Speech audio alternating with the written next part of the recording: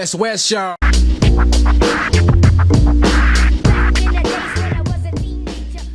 But now there's highlights, right? So you can actually save highlights and then put them into an actual highlighted story. So that was pretty cool. I learned how to do that halfway through our trip. Yeah. And I think for me, like that kind of way is different because back in the days we used to just taking photos. They have a photo album and all the memories and the photos. Yeah, we have photo albums. I mean, Aimee and I, we've been together since we were 16, so we've done a bit of traveling during our school holidays in New Zealand and before we actually started traveling overseas. So it was always albums. We have albums, and then obviously we've moved on to Facebook and whatnot. So Yeah, it's interesting because those memories do just become.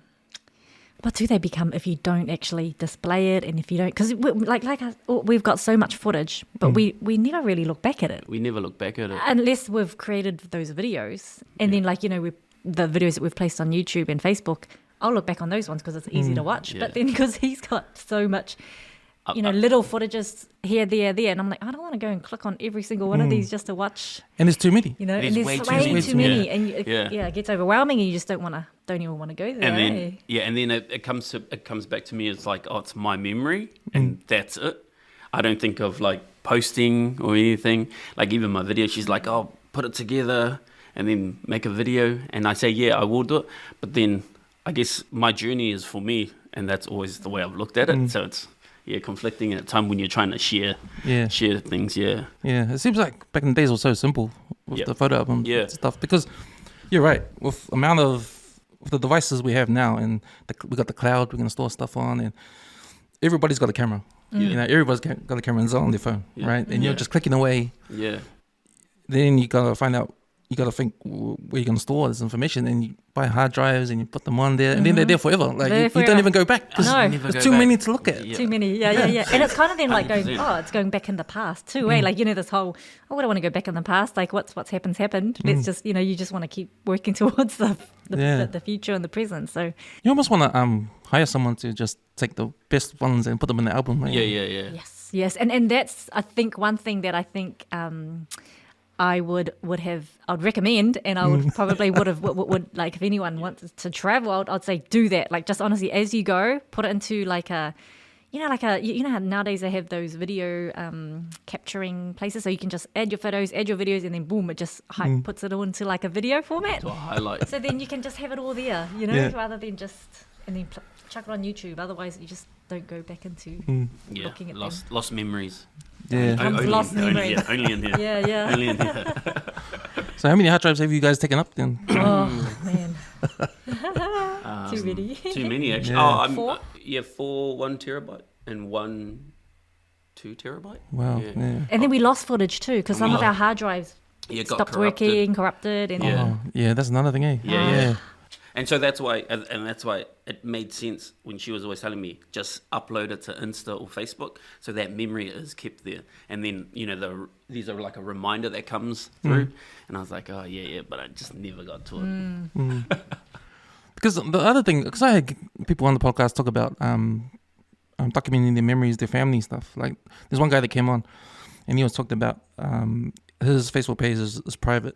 Because he doesn't have like too many people on as friends, like just the close friends. Because he's got like his family on there, and it's like personal to him. He doesn't want to have it out there. Yes. But he's using Facebook, his Facebook page, like a digital photo album. So everything's there. So only his family and close friends can see. And that's it. Because I thought about it and I thought, that makes sense, because when we used to have photo albums when we were kids, like, it's only for our family. Yeah, it's only for your family. It's not for everybody. Yep. No. Whoever walks through that door gets an opportunity to look at your memories, right? Yeah. And that's it. Yeah. Real intimate.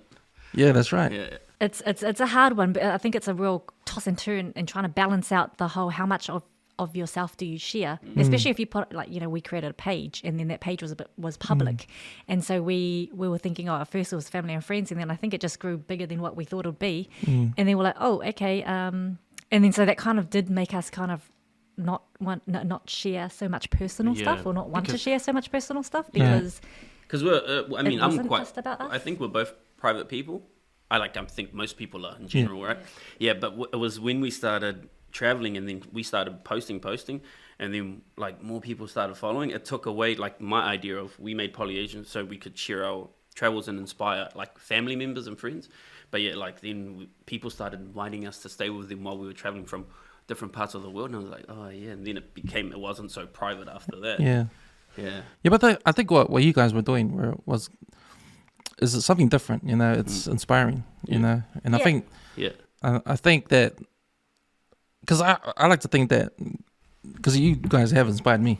You know, your story, and I like to think that there's hundreds of people out there that you have inspired that you don't even know. You know, and something like that is different. Like, I understand the private stuff, like family and that, but what you guys are doing, like going to places around the world where no one sort of thinks about and helping out, the volunteering you guys are doing, even your whole story about just leaving New Zealand, just dropping everything, selling everything up and taking the kids out and just seeing the world. Because I like what you said in one of your videos, how you said, oh, we're going to take the kids out of school to do the world school rather than, you know? Yeah. And that is so true, man. Yeah. Yeah. Because that was the intention.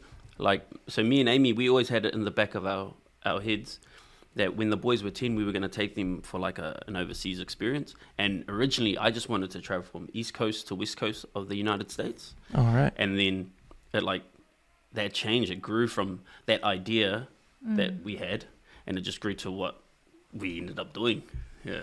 Yeah, that's one of the things, you know, what he's mentioning is really important, because the whole, you know, you talk about dreams and having plans, and, you know, you encourage people to have dreams. And we did have a dream 10 years ago when the boys were 1.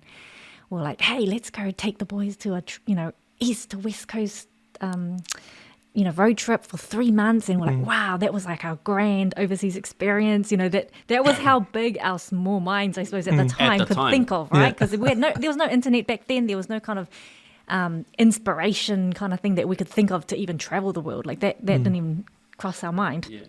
And so that was the biggest kind of dream for us. It was like the epic, the ultimate kind of dream. And then so 10 years later, 9 years later, when the boys were turning 10, it was amazing how the synchronicities happened. And, you know, with Nana passing away and myself, like my health was also deteriorating. I was kind of like getting stressed at work and stuff. And it kind of just worked out that we were needing a change. And so when Nana passed away, you know, that was kind of like an opportunity that kind of made us think. So, blessing in disguise? It was a blessing in disguise. Yeah, so it was, because my nan passed, and obviously, you know, Polynesians, big funerals, everyone has a little spill, you know.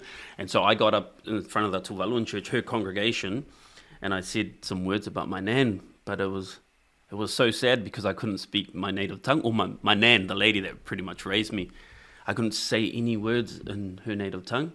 And so that night after the family service, we went home, obviously, lying in bed, and I just told Aimee that, you know, I wish I could speak. I was so sad that I couldn't speak, and I said, man, I would have loved to been able to speak at my nana's funeral. And he's like, I wish we could go to Tuvalu I can learn my culture and learn how to speak my language. And she turns to me. I responded with like, why don't we? Why don't we? Like, it was weird. It was spontaneous. Like, I didn't think I'd answer that, but I was like, why don't we? And then he was like, huh? What? I think he was like, because at the moment, my nana's passed away. We haven't yet buried her, and she says, yeah, why don't we go to Tuvalu? And I was like, oh, okay, let's bury my nana first, and then we'll talk about it. Yeah, you know, that's how the conversation started. You know, to sort of make a change, to be like, oh, let's go, and then it evolved from not just Tuvalu, like the idea of, oh, let's just not just go to Tuvalu, but let's take the kids to, you know, Laos, where I'm from as well. Yeah. And then we had no plan. That was all our plan. Yeah, so Tuvalu and Laos, those were the 2 places that we were going to visit 100% to sort of share like our cultural backgrounds with our kids. And then from there just evolved into volunteering and traveling to all these other countries. All the soul good stuff that we like to do. Yeah. So at what point in that trip, because obviously the initial trip was just Tuvalu and Laos, when did it start to think, you guys think, maybe we should carry on, go other places? Yeah, well, I always I love Barcelona. I see that in your videos, man. And so you even got the alternative strip, the yellow and red. And so so like when we decided to pack up and leave, you know, while we were saying our goodbyes to like work colleagues and family, like they were always, oh, where are you gonna go? Oh, well, I know Tuvalu and Laos. and Spain. I just want to go watch Barcelona play live. And so I thought in my head that this was going to, I just had this idea it was going to happen. Had no plan, no nothing, and it happened. But with the traveling, we just went from one place to another. Then, Yeah, so I don't know. No planning. I think the fact that we had no plan definitely opened us up to, like, as the next month came, it was kind of like, oh, what should we do now? And then, let's keep going. And then, and then so it was, we planned like maybe a month ahead. And it was just like, so I found out about volunteering. When we went to Tuvalu, we were on the small island of Nuku'alalai where there was only 80 people, the beautiful place that I still, think of as the place that, planted a seed in our soul. It was just a beautiful place, beautiful people. And we volunteered. That was our first volunteering. We went and actually taught English. And that was probably the first time that planted a seed in me thinking, hey, volunteering, this is so cool. Like, just giving our time and truly and it was it's different to working for money. When you're working for the purpose of truly wanting to help and you're not getting anything for it, it's such a different vibe. And it was just, it was so good, The reward is different. So good vibe is what it's not a dollar figure. Usually when you give your time, it's always for a dollar figure.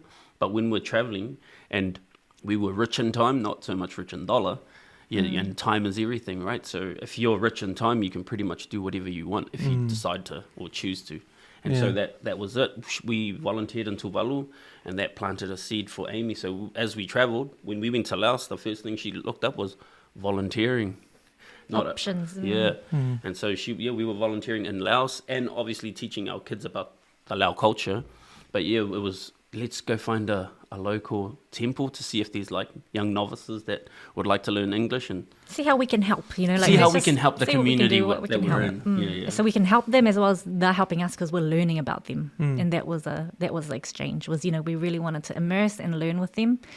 Like in Fiji, I think that was another good opportunity when we went and we donated books and stationery to a local school. It was the resort we were staying was like half an hour down the road. We just asked the resort, is there a local school? And they say, jump on the bus. 35 minutes that way is the local school. But just donating our time, we went and stayed in a village for 2 weeks in Fiji, and that was them giving us the experience of a village life. Like they took us farming, they took us fishing, they took us all the stuff that they're just living every day. And to us, that was such a cool, awesome experience. And then so we were, different. So then for us, we then teach them English while we're there and just give them do some games and get the kids of the community together and just, play some sports. And it was a real cool exchange. Yeah, and introducing new things or new ways of thinking because, when you go to a remote place like Tuvalu, when we were there, especially in Nuku'alalai, they watch movies, all over the world. You see movies. And one of the shocking things that I found was they asked me, hey, man, on the movie, there's people sleeping out on the street. And for young island kids that grow on an island, to them it's, it doesn't make sense. They can't comprehend it. And I say, there are people out there that are homeless. And they're like, what do you mean homeless? It's they don't have anywhere to go to. Well, what about their family? Everyone has family because obviously Polynesians, right? Everything is family. And you try to explain to them hardship is different in the Western world compared to this little community island that you live on. Life isn't like that. And you sort of try and educate them that life isn't fair because you have abundance of food, perfect weather. You can't really complain when you're in a little island and the weather's perfect. But it was just educating them that they see us as Westerners coming in and they think we have the perfect lives, whereas these people in the villages, they're so rich in culture and rich in life because they work together. And it was sharing that as well with them. And that's what we were getting at. It was man, everything's so community based in these little hubs all over the place. When we went to all these different little villages, it just worked and it made sense, the unity behind it. And so we went away with that. Okay, we're gonna unite ourselves with every community we travel to. And so Aimee just had this idea of, let's go and if we're going to visit a place, let's go with a purpose and help the local community that we're in. So that's how the whole volunteering came about. Yeah. Yeah. And that's beautiful. And that conversation, that's one conversation I've had in the past before. Like, because I'm Samoan, and when I went to Samoa for a holiday, and then I actually went over there to live and work there. Like coming back, that had that same kind of experience. You know, like the whole family, the village life, and all that kind of stuff. And yeah, I've been to Hawaii and I've seen the homeless over there. It's really bad. Like people living on the streets, you know, in tents. Got this whole street filled of people sleeping on the side, which is really sad. But then, you know, I've had conversations where, you know, in the islands, there's no such thing as homeless because everyone's got, that's their land. Yeah. That's our land. Yeah. They have people. Yeah, they have people, you know, like that's probably why, and that's why you think they're confused about it. Eh? Yeah. And then I think for me, if I was in your shoes and I heard that story, I'll be like, oh yeah, that's right. Like I'll just click. And yeah. Because I'm from New Zealand. Like I grew up in New Zealand. Like hearing that all our lives. Because, you know, sometimes I think as well when our parents, you know, they move from the islands to come to New Zealand for a better life. But I think, man, but the better life was back in the islands. Yeah. Why did you leave a tropical paradise? Yeah. To come here. Yeah. And then to a rat race. Yeah, to a rat Almost, race. right? Yeah, exactly. And I like to think your whole trip is a whole. You guys can compare rat race now to what you guys experience, and know for yourself and know for your children that life is more than just 9 to 5. 9 to 5. That rat race kind of thing, Absolutely. Yeah. Absolutely. And when I think about filling your cup, when you said, Aimee, about going to experience life in other countries, and you teaching the kids, because you're a school teacher, are you? I know. Oh, okay. So, I became a teacher. Yeah. Well, she I studied became teaching English as a foreign language. Right. Yeah. Knowing, so she prepped herself for the idea of going out there to serve. Yeah. So she went and did what are those courses? English course. An Yeah. English Teaching course? English course. And I got Okay, certified and then cool, I can go teach English around the world. We can go teach our broken whenever. English around the world. Yeah, but that's so cool, man, because you're giving something to people that, you know, they've never experienced before, you know? Yeah, absolutely. And teaching English is one of the major things Yes. that anyone can do for someone else that doesn't know Absolutely, in the English. Western world, Yeah, I think that, you exactly. know, all these countries that don't have English as a first language, there's so much opportunity and such a need out there that, you know, when foreigners go to them and, you know, they want it, you know, they offer to teach English, like people are so grateful. Something so simple as that, you know, like we take it for granted that we can speak English, but these people are like, oh my God, you know, I wish I could speak English. Right. Yeah. Because I mean, English is the universal language now, right? And so, and that was the part that was conflicting with my nan's passing, is because I had this idea that I don't need to speak Te Wālun. I grew up in New Zealand, in Ranui. Everyone around me, my whole community speaks English. And I truly believe that English was the universal language until that heartbreaking time when you realize, nah, man, your English is not your language. Your mother tongue is your language. And when I couldn't share that at my nana's funeral, that's when I realized I was like, okay, maybe I need to like reassess what I think about the English language. Because I mean, it's helped us as we've traveled. Like, you know, you can travel the world with the English language. So that's a blessing. Yeah, it is, you know, and I think about the things our school teachers are going through in New Zealand at the moment with all the strikes and the low pay and all that kind of stuff. But then when you hear about Aimee talking about going teaching English overseas, like, and the way you guys did it, like, to me, that'll be more appealing, like what you can offer. Yeah. You know?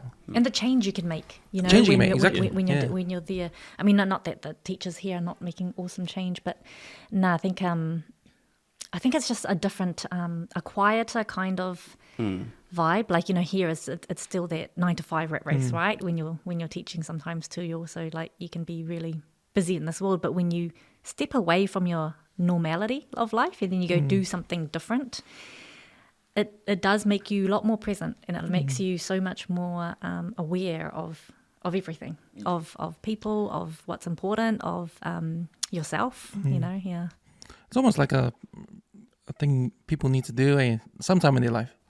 Yep, to step out of the box and do something, come back. Man. You know? Go Get live outside your comfort zone. Yeah. Live on the other side of town. You know, like, I'm so deeply rooted to Ranui that even I lived in Henderson, but I'm still representing Ranui because, that's all I know. And everywhere I went, when people are, where are you from? I'm from Ranui. I haven't lived in Ranui since 1992, but my family home is still there. My sister still lives on Earlich Drive.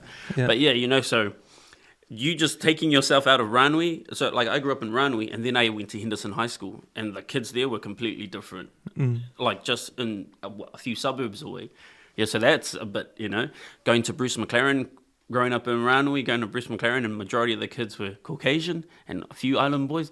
That was also different, whereas in Ranui, majority were Māori and Polynesian, and the minority were white. But yeah, so that was just moving to like somewhere like Bruce McLaren and Henderson High, out of your norm of Ranui is like a change at a young age. And so traveling around the world, man, it's even better. Just your brain just explodes, eh? Yeah. But move away from home for a small amount of time, you'll be a better person for it.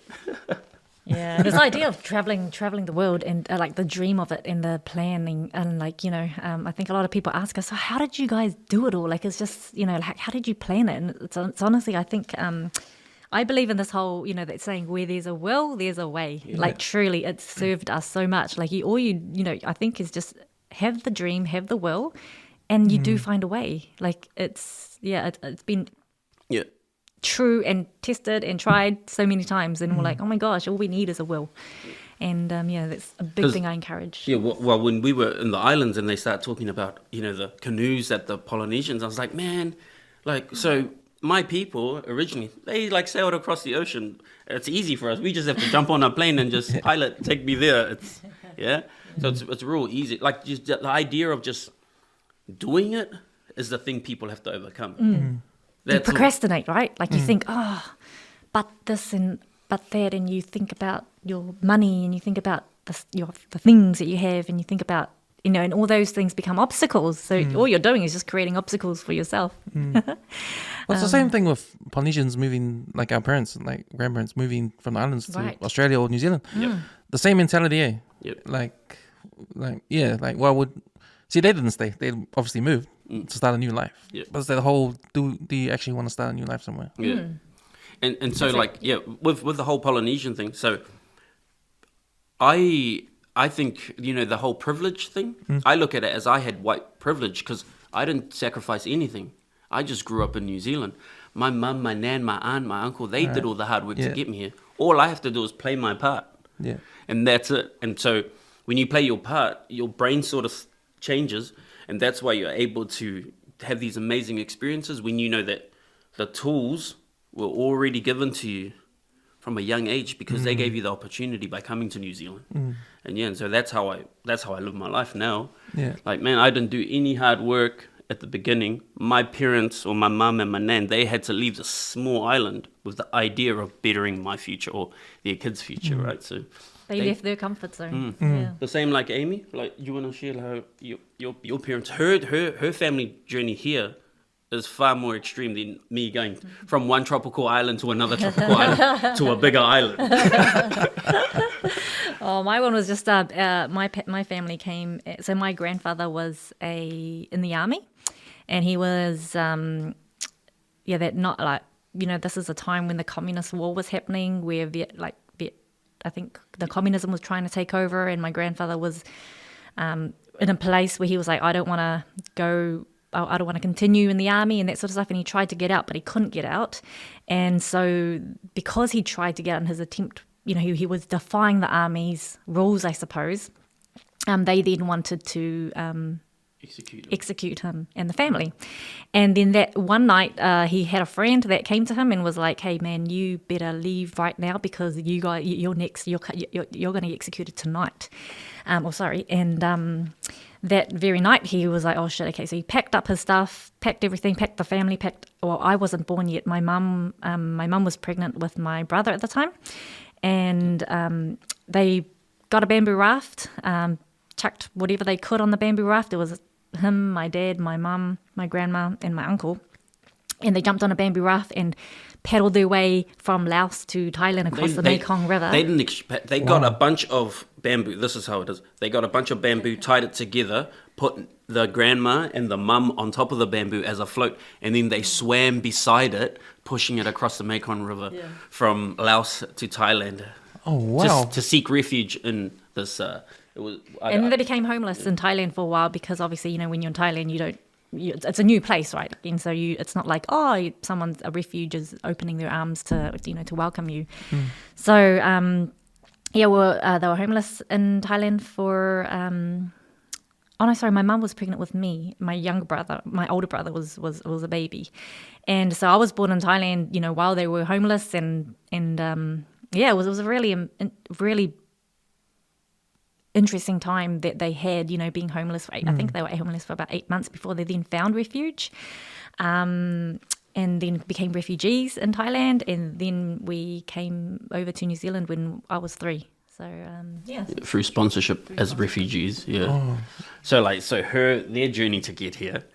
When I talk about privilege, their parents did all the hard work to get them here. All we had to do is just live our best lives, and that's like I say about my nan, my mum, my aunts, and all that. They did all the hard work. They had the 2 jobs while I was growing up in the 90s. It wasn't me, so yeah.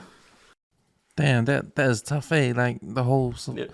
Survival comes into it, but the whole what if, what if the friend didn't come tell you guys, eh? Exactly. Or what if there's so many what ifs, and it's almost like a threading the needle. Yeah. That allows you to be here, sitting here today to talk about it. Absolutely. And then that night, actually, while he was paddling through in the Mekong River, he looked back at the house, and their house went up in flames. Yeah, they had torched and so the he house. was able to see that, and I think it was for him. He was like, when he tells a story, it's really moving because it was like he feels the emotion that come back to him all the time when he retells the story, of just like that bittersweet feeling of far out, like I survived and my family's here and I'm safe, thank God.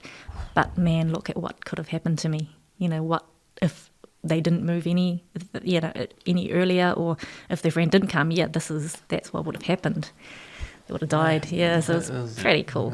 Yeah, life's not fair, so that's why you got to make the most of it with the opportunity you're given, right? And so that's why I always try and remind our kids as well. And I always have to remind myself, I didn't do any hard work to get here. I just got the opportunity to live in New Zealand and have this beautiful life, and I'll create this beautiful life I have, or Aimee and I that we've got. Makes you think like other stories out there. Eh? Yeah, the struggles sure. people have. Like you never even know. It's amazing. You never know. And when we travelled, I think we met so many different types of people when we were volunteering in these villages that we went to, in the homes. And I think that's the stories of the people are what really impacted us most. We take away the stories and the lessons from these people. And I think those are the things that you can't, you can't just sign up to a course to do and then leave away feeling like, oh my God, that was so life-changing. So that whole experience of getting to really, hear their stories, get to know them. Oh man, because even sitting here and telling you about the millions of people we've come across in our journey, it's not real enough until you're doing it yourself. Like it's real for us because we put ourselves out there to like live in these like real out of it situations. Basic lifestyle. Yeah. I mean, completely different. Like our kids, it was funny because we were like, "Oh, sweet, we're going traveling for how long, Dad? We're gonna stay in hotels here, hotels." Nah, bro, I'm the mosquito nets. But it's just so enriching the experience we've had. It's life changing. Like now, I can't have a dull day because my life is so good after seeing the world and seeing true hardship. Because we always talk about hardship and stuff. And hardship is different, but when you're traveling the world and you see, when you go from one hardship and you see like the struggles that people really do, you start to really appreciate Aotearoa. Man, we live in a beautiful country. Our government is awesome, regardless of what the public say. Until you leave the motu and travel, you won't understand how lucky we have it. Yeah. But travel in a way we're actually living there. Yeah, where you're living. That's a different experience to holiday. Yeah. It is. It wasn't a holiday. Like we had to share that. This is a lifestyle. This is a travel lifestyle that we were getting ourselves into, and so it wasn't about spending up large, because I think we had to change up that idea too, because and I think that's where people think too, like, when you travel you have to spend up large and that, but it's like, no, well, when you live at home, do you spend up large? So you got to think, it's a lifestyle, you got to live. And when you're living and immersing in these countries with these people, it's like, well, how are they surviving? Surely you don't have to be the tourist and go to all the tourist restaurants and spend all your money at these expensive places. And you find out, what are they doing? Let's do what they do, and let's shop where they're shopping. Yeah, there's a difference when you're traveling. You can either travel as a tourist or travel as a traveler, like as an explorer. And so if you're exploring, you're not going to the best looking building to take your Instagram photo. You're going into the little communities and walking down the alleyways that, people are selling stuff at the back of their house or their homes, So that's raw. You get the real experience. That's what traveling is about. For us, it's getting that real authentic flavor of what culture is. And we were blessed because the idea of going to Tuvalu, it was a culture shock for me and my wife, but knowing that we had family there, it's sort of, the transition was real easy because it was a comfort of, this is family. This is completely different to back home out west. But, we have the luxury of having family. And so that sort of set us for the next travel. Like, oh man, we can live and immerse ourselves in the locals. It's easy. Humans are humans, right? All they need is food in their belly, a place to sleep, and someone to talk to. And so that mindset we took on as we traveled. So it was so easy for us to adjust. That's the strategy, If you think about it, like what you said, roof over your head, food in your stomach. The simplest thing of surviving, Yeah. People getting caught up with all the consumerism. Yep. You need the latest thing. You Yeah. need the fastest car or the biggest house, or all the devices, or the all that stuff. They don't matter. It doesn't matter. All the stuff that don't matter. Yeah, at the end of exactly. the day, yeah. But so for some reason, it doesn't matter to a lot of people, And I think it's because of the society that you live in, right? It's a system yes. that we're sort of living in the Western world, But when you step away from and it might sound crazy, but I'm living to die. So this is what... Oh, yes, this is the same. Living to die. I'm living to die. This is the Every same. day I'm living to die.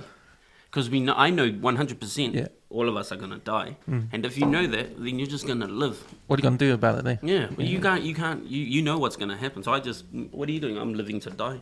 Because that's all we're doing, man. Because once we stop living, we're dead. And so, if you look at it that way, then you'll just enjoy life and all the surroundings. I know what you're saying, because I'm almost 44, but there's guys that I grew up with that have passed away already. There's two guys that are real close to me that have through sickness, and just the revelation of, man, I'm not 20 anymore, Life is short, and when I think about them, my good friends who have passed, what did they do in their lives, And man, if they knew they were gonna go, what would they have done different? Would they have quit their jobs and just go live life? And then I think about, what if I was gone? Tomorrow's not promised to anyone, right? What am I doing? So all these things are happening in my head, and I'm just trying to, and that's why I'm happy you guys coming with your story, because this is part of the whole trying to figure it out, trying to figure out what to do in this life, the experiences and absolutely, it's a toss between trying to balance out ambition with purpose, almost. Like that's what I really discovered in the journey, because when we made this decision to stop, it felt like in travel, it felt like, how I explain it is like the universe slaps you in the face, or God slaps you in the face, and he's like, hey, wake up from this matrix that we're living in. And so all I was living for was, because I was very ambitious. I was like, okay, babe, 3 houses by 30, 4 houses by 40, you're living to acquire assets, material, wealth. And then it came to a point where it was like, like I said, the universe slaps us in the face and reminds us like what really is important about life. And that's why we were so drawn to the idea of soul goodness. Like, I think like that part of our life was probably not put at the forefront of what we do, because in the everyday 9 to 5 kind of normality of life, you are just working to build up material assets, right? Like acquire in the physical world that we live in. That's all we're doing. We're just, oh, yep, I want this. Oh, yeah, I want it there. I want this. You always want. And you're always building, which is not a bad thing, but it's trying to balance that out. So we were kind of like, okay, let's just stop with ambition. Let's just, the whole trying to acquire all these material assets. Like we were on our 4th house. How many houses do you need? Yeah, and we're like, okay, well, why? Well, why do we need all this stuff? It's crazy because that's all we were doing. We were thinking, okay, we brought one house, sweet, let's buy another house. We got equity, let's buy another house. And people around us don't have a home. I'm thinking, and look, although that's mad. Well, I think, when I think about that, why we did that, okay, we are very lucky. It was a goal. we were very lucky. It was a goal that we set when we were like in 20. That I was like, I want to have financial stability, and I think that's what everyone wants, right? Like financial stability for our kids, for ourselves. Retire early. So I had that. We all want it. For me, that was a goal. We don't like to admit it, but that's what we're working for, right? Yeah, right. Like that. I must admit, there was a goal that we had because it was one of those things that you kind of grow up in society and think that that's what the norm is, right? Like you just want to. It's just want. And so I was like, yep, that's what we're going to work for. And then we worked to when we did that, because obviously the intention, the goal was set, the plan was set, and that was all good and stuff. I don't regret that at all. But when when I say that moment when the universe hit me, slaps me in my face and is like, well, why are you doing all this? Like, why are you acquiring all these assets? Why are you working so hard? Because, at the same time, I think my health was deteriorating and I was trying to brush that aside too. And like stress and stuff with work. And then, and then it kind of was like, oh, well, I tried to justify myself going, well, I'm building financial security for our future, for our kids. And, it was kind of those internal conversations you have with yourself, like, oh, well, do you not believe that your kids are going to be able to build their wealth themselves, look after themselves kind of thing? And because when is enough? When does what you have become enough?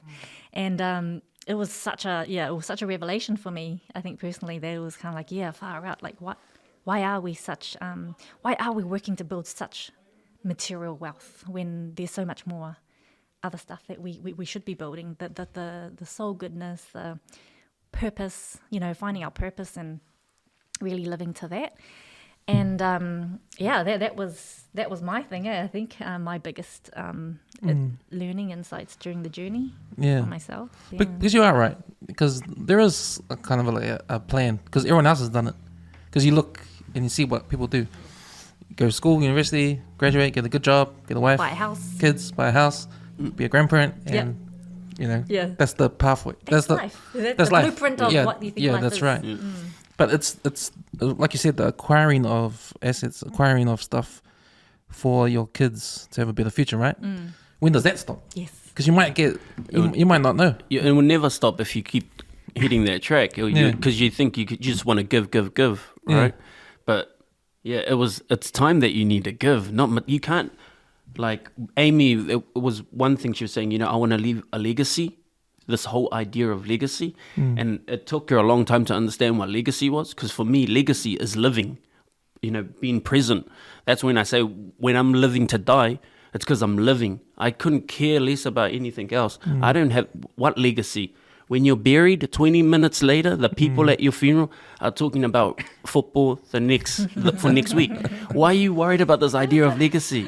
Legacy is when you're living. Yeah, exactly. Yeah. Well, what do you want to be buried with, like $100,000 in your bank account? You know? I mean, because we were this idea, of course. Like every good parent, my mum brought me here to give me the opportunity to be better, right? To have a bit, to them to have material things that they don't really they didn't have back in the islands. And so we sort of just naturally idea was, let's just get some houses, leave something for our kids. But if we're good parents, we're going to teach them and educate them to do it themselves. Why should we have to do this? We've just given them the opportunity of life. It's up to them to live their lives. So that was the driving force behind it, really. Take our kids away. The idea of, I used to drop our kids off to school every morning to a complete stranger to spend 6 hours and educate them.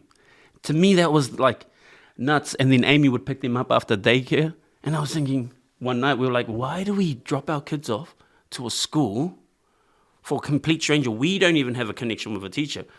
But they're teaching them every day, like how many hours? Shouldn't we be doing that? And so again, the idea of, man, why don't we do it?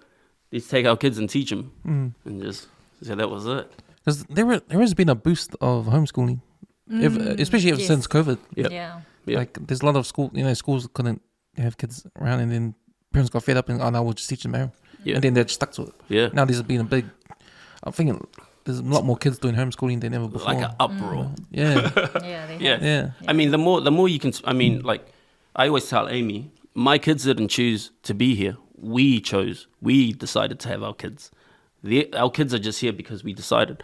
So we got to make the most of it, right? We planted them on this earth. We should spend all our time in educating them in what we think is right. And then by the time they're mature enough to make their own decisions in the world, then they're off on their own journey. Yeah. But yeah, so that's why, man, we got to take our kids away from society, from the brainwashing that we probably thought it's not good for them, man. We got to show them different cultures. There is no right or wrong. It's just different. That's what it is. Everyone's different. I'm different. You're different. Her different. She's different. Our opinions are different. We're husband and wife, but she's very different to me. Don't get me wrong. But yeah, our opinions are so different, and we can come to an agreement or disagreement. But that's just opinions, and that was our outlook on like the education system of like, we should take our kids and educate them ourselves. Right. Yeah. Yeah.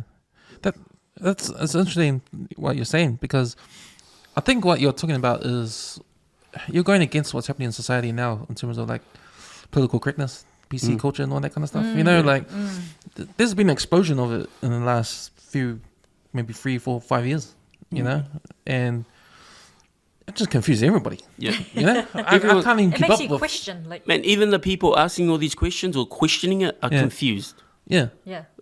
That's But that's part of the process. Though. Yeah, that's part of the process, but they're confusing themselves with the idea, I think. Yeah. It's the idea that they're confusing themselves with, because it's so different. Like to me, don't break anything that's not broken, but don't just come up with new things to break. Because I think that's what's wrong with society now, and everyone's taking things too personal now, that it's an attack. Like, I'm not out there trying to offend anyone. If you're offended by what I say, it's on you. I'm just speaking what's true to me, right? Yeah. Yeah, and some people can't accept the fact that their truth is not someone else's truth. But like you said, that's coming from a place where we grew up in. Yeah. Like that's what society was before, right? Yeah. Like we never had these kind of issues, these kind of things before when we were kids, and we turned out fine. Yeah. Now there's all these things introduced now. Yeah. It's sort of like you guys want to go back to the. We'll figure this out ourselves. Let's go back to the 90s, baby. Go back to the basics. Back what to we the call basics. What we call Exactly. back to the basics. Exactly. Food in your tummy, place to sleep, someone to talk to. Exactly. And I'm always on the standpoint of when it comes to PC and the world we live in today, like when it comes to all that kind of stuff, I'm always like, you don't have to be like, you don't have to shout this all out. Like, all you gotta do is look after yourself. Because if you can't look after yourself, then you can't look after your family. Because that's the second thing on your list. Look after your family. Yep. You know, and then after your family, look after your friends. And then after your friends, look after the community. Yep. You're doing that priority, not straight to the community. No. And you haven't even done your family, yourself, and your friends, and you're going straight to the politics and all that kind of stuff. You know. Do the home first. Like I mean, Aimee used to think I was quite selfish, and a lot of people used to think I was quite selfish. But now I just love myself to the point that I'm the most important person in this world because it's me, right? If you love yourself enough to understand who you are and put yourself above everyone else, above your nan, above your mum, above your wife, above your kids, this might sound crazy. If you don't put yourself first, then you're always going to be last because you're putting someone else in front of you. It's that idea of, if you can't look after yourself, how are you going to look after your after family and Exactly. everyone else, right? So Yeah. what Bill's bringing up is that whole, and it can sound quite egotistic and selfish at first, and that's what I thought of him. I was like, Harry, you're This just guy. putting This guy. putting yourself first, because I think we are, society does bring up the idea of, like be humble and just put others first before you kind of thing, right? That whole teaching that, put others' needs before yourself. But actually, where's Bill? But Bill, kind of came around and was like, why would you put other people's needs before you if you're going to how are you going to look after other people if you can't look after yourself? Yeah, that's And exactly that right. makes total sense because it really, the whole mind. Can I say mind fuck? Yeah. But it F's with your mind because at first you're like, bro, you're so selfish. Like, what do you mean you're going to put yourself first before everyone else? Because for me, as a mother, I was like, I put my kids first. and then, and then other things. But that mentality, and I think most mothers and parents probably do this, right? You put your kids first, and then it becomes kids, and then maybe yourself, and then, or maybe kids and you, or your husband and yourself, or whatever it might be. But you are not at the first, and that so Bill really shifted my mindset and idea of the whole. No, you need to put yourself first, like in all aspects of life. Look after your health, look after your mental, everything, right? Like you've got to serve yourself, and then you can serve others. And it was really, it's quite empowering if you really do take that on, and you're like, actually, right? It doesn't mean that I don't love anyone any less. It's just that I'm loving myself enough to put me first, and take time out for me, and do the things I love, and then that then becomes an inspiration to your children yourself, because then you want them to put themselves first as well. It just becomes a ripple effect almost.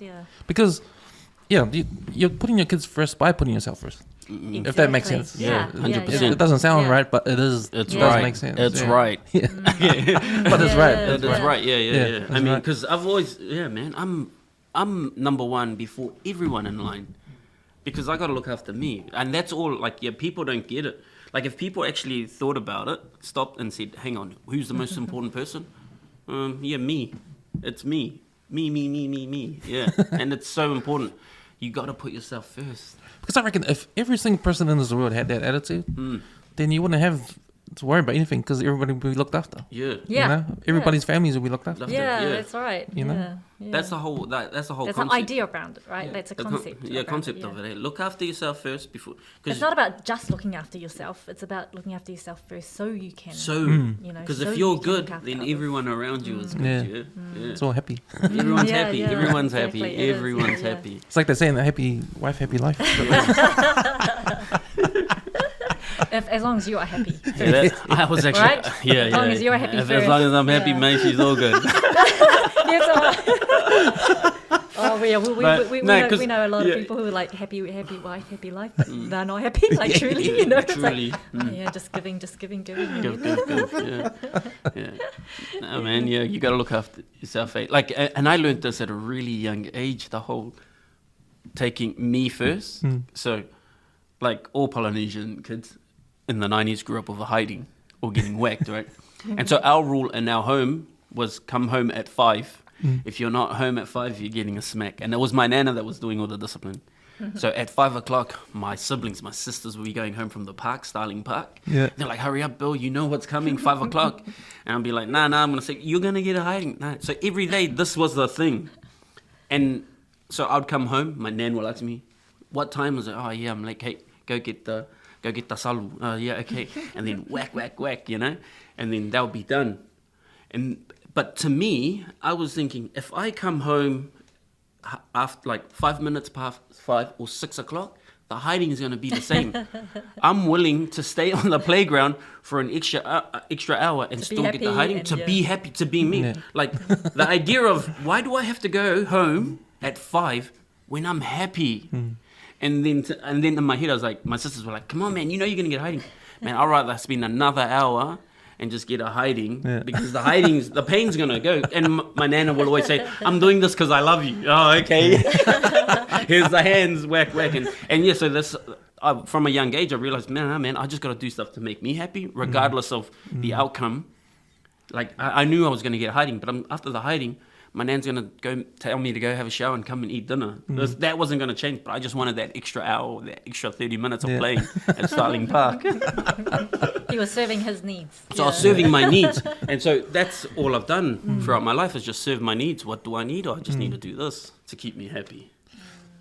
It sounds crazy. Yeah, it sounds crazy. I think, what, you're not thinking of other people? Like, you wonder if that kind of attitude, people will either go one way or the other. Be a bad person. You can be a bad person or a good person. Use that powerful good or evil way. That kind of thing. Like when I'm saying, like, love yourself, like do things that make you happy. Because if you're happy and you're doing things that you're for yourself that makes you happy, you're a happy person. Happy people equal good people, right?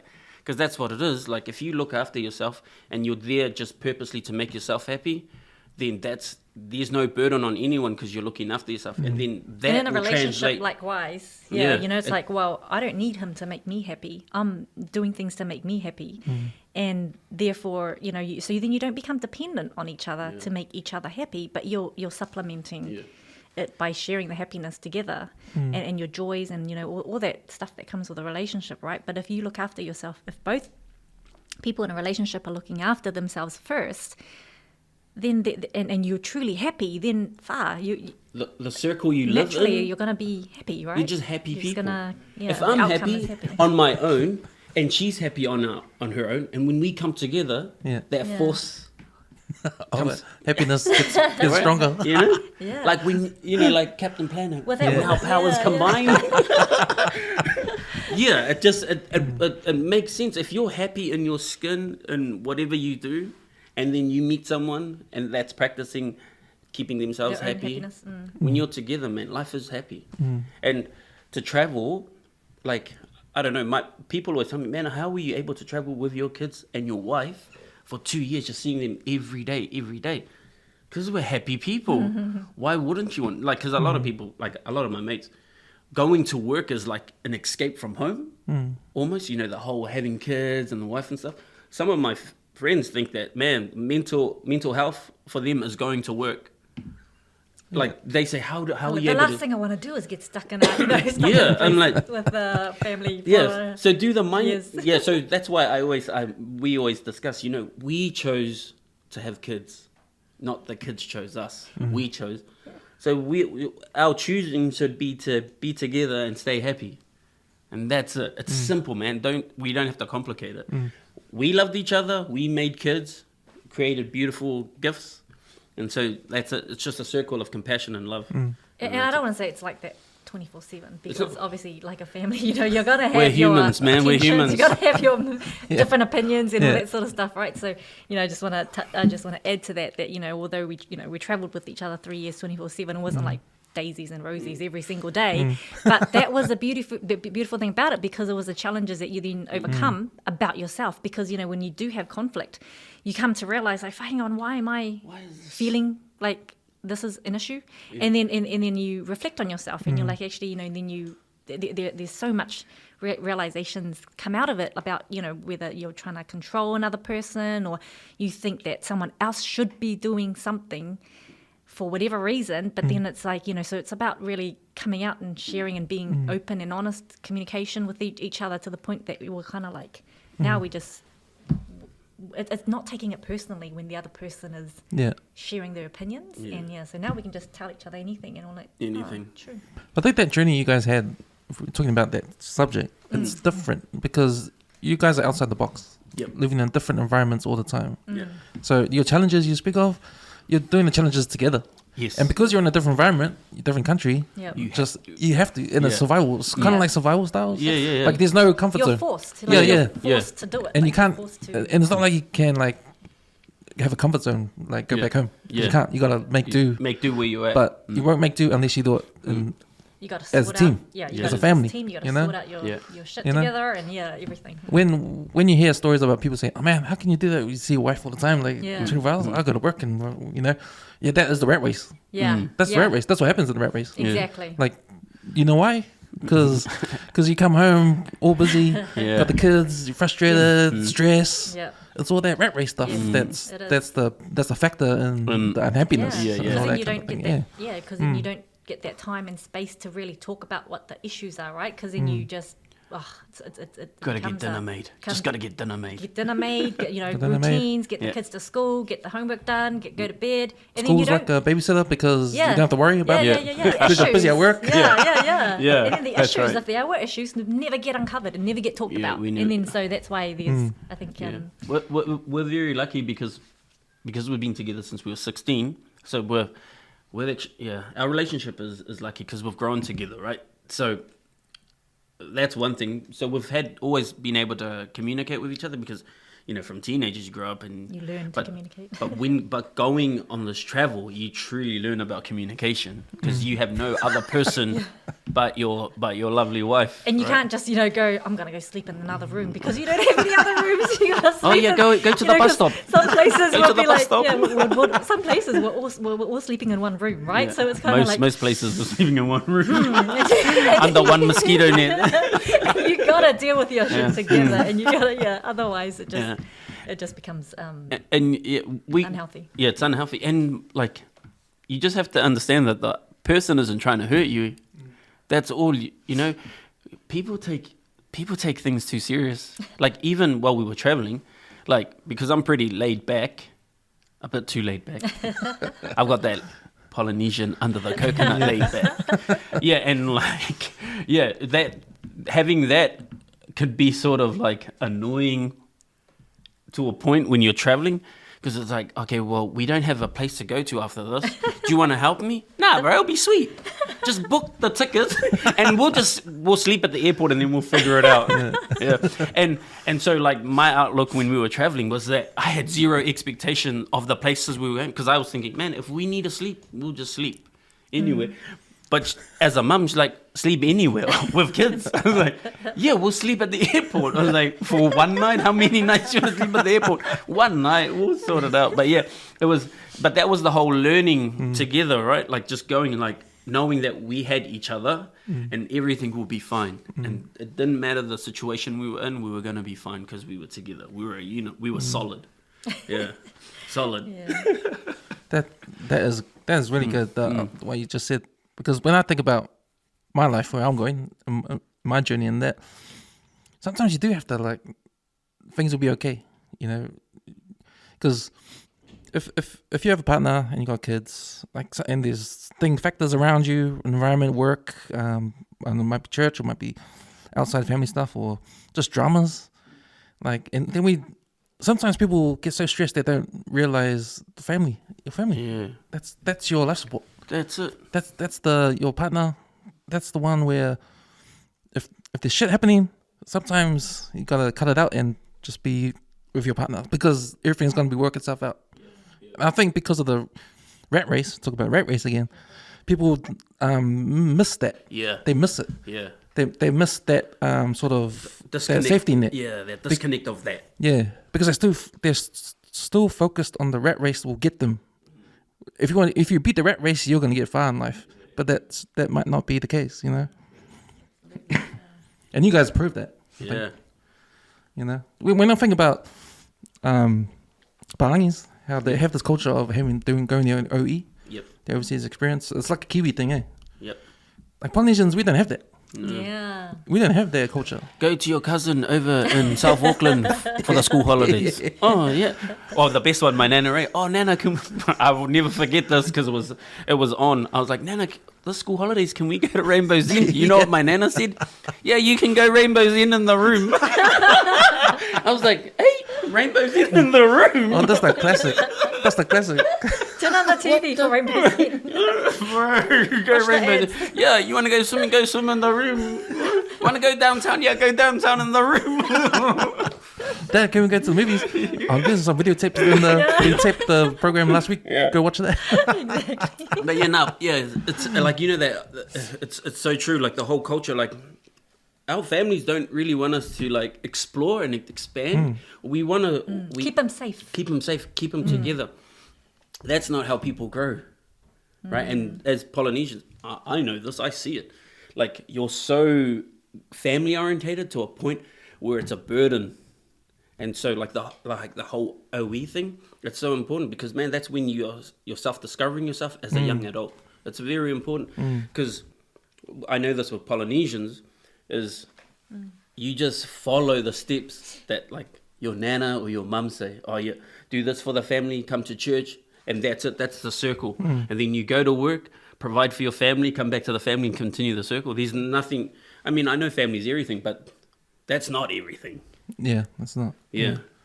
And we weren't, as Polynesians, I don't think we will ever, I don't want to say this, but unless we're willing to expand our community and the ideas, because Palangi, their culture, if we take the good, from it. Like amazing how much growth. And the same, like my mate Raj, he was saying the problem with white culture, and he's speaking from like the point of a death. All the families are like, hurry up, let's just get him buried.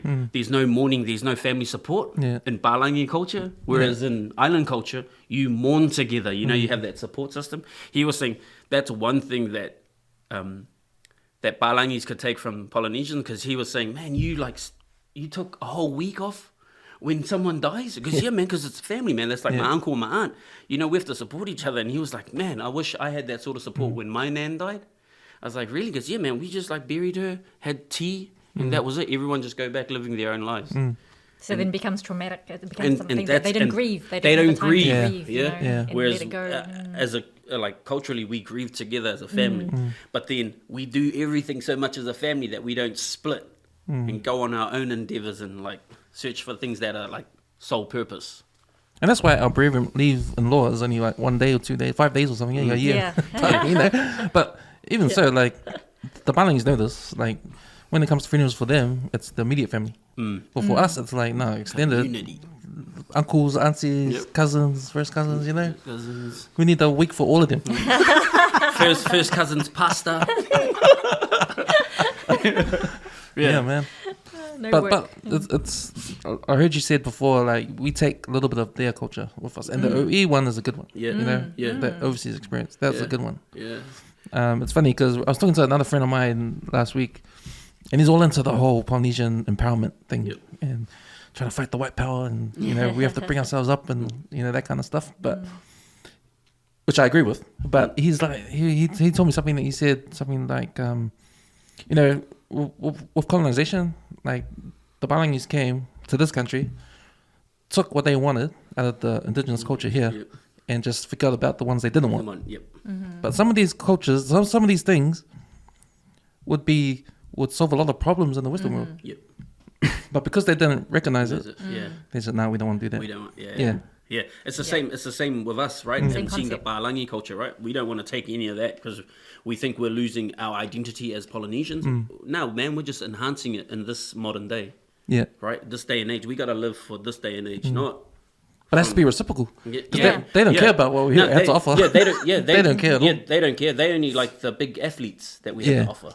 Right? That's right. Yeah, but if we can embrace someone's culture to improve our culture, then and if like so, this is how I look at it. If you're willing to speak to me and I'm willing to speak to you, it's up to you to take my words and it's up to me to take your words, right? You might be able to educate me in an hour, and I might not be able to educate you in an hour, but at least I'm going away with knowledge. Right. And so if knowledge is power, and you can take knowledge from one culture and adapt it to your own to uplift you, then why not? You don't like the idea of someone else is adapting your culture because it should go two ways. No, because not everyone is the same. And that's the whole thing. Like, that's how I look at it. If you can take someone's culture to enrich your culture, then do it. And if they're not willing to take your culture, then it's a loss for them or a miss. But as long as you can take some knowledge out of it to uplift your people, then I think that's the mentality we should have. Not the idea that, they don't want to take any of our culture, you know, because that doesn't serve us. It doesn't serve, like, if someone's not willing to take your words, right? They don't have to take your words. Don't be offended by the idea that they're not willing to accept your culture. Yeah, this is how I look at it. Yeah, because otherwise it's just back and forth. Because living in Auckland, like, this is the melting pot for Polynesia, right? There's so many cultures here. Indian culture, Asian culture, you know, Pacific Island, European, and how does it all gel? You know, what does the word Kiwi look like in a few years' time? Are we all going to be pure Kiwis in a sense where all our cultures are going to merge into one? And what is that going to look like? You know what I mean? Like, I feel like now, still separated. Because you got different ethnicities living in different parts of Auckland. Like, you know, North Shore, you know, who lives there. South Auckland, we know majority lives there. East, North, South, you know, or West. We don't think of West Auckland. It's a mixture. It's a good mix there. Yeah, it's a good. And I think all places have. We gotta celebrate that diversity. Yeah, we gotta. That's what it is. Like, Auckland is heading that way. It's diverse, right? There is no, like, I always tell people when we were traveling, like, when they were saying, "Man, you're not afraid of going you feel like you have the right to travel. I was like, man, remove all the water on Earth, you have one landmass. And we're all connected, right? So that's how I looked at it. While I was traveling, I'm a citizen of Earth, right? I have the right to be in every, because if there was a massive drought and there was no more water in the ocean, it's still just one Earth, right? One land. And that's how I looked at it. And that's how I adapted this mentality of mine of what culture is. Culture, like our culture, is our home. That's where our culture starts. Not the people that have raised me, they're a part of that. And not the color of my skin, not the music I listen to, it's just what I've created for myself. That's my culture. I'm of course I'm Polynesian, but you can see I'm Polynesian. I don't need to express it. I am Polynesian. How I live my life in society is how I live my life in society, and how I grow with society and the surroundings. We have to grow with society. We can't change it. You have to embrace it. You take the good and the bad, don't be offended by it, but that's just the way it is, right? Like all of us now, like my kids, they don't speak Tuvalu, they don't speak Las, they speak English because they're Kiwis. Like you were saying, melting pot, right? We're Polynesian, we're PolyAsians because my wife's Asian and I'm Polynesian and my kids are Kiwi, right? That's the sort of environment. They know they're Tuvaluan and Laos because we took them out to show them what their culture was. But yeah, again, living in New Zealand, they're Kiwis. They might be sort of confused of what culture is for them as a Laotian or a Tuvaluan, but it's up to us to really... Is that you, babe? No. Is that me? Sorry, brother. But it's up to me and my wife to like educate them on culture, right? Yeah. And this, like my son Ronaldo, his like friends are Indian, Samoan, Palangi, Māoris, so they're all unified. They might not have like a cultural identity because it's young Kiwis, but I mean, as long as they're in a culture, in an environment, right? An environment that makes them good people and happy, that's all I want. I couldn't care less now about them speaking Tuvaluan.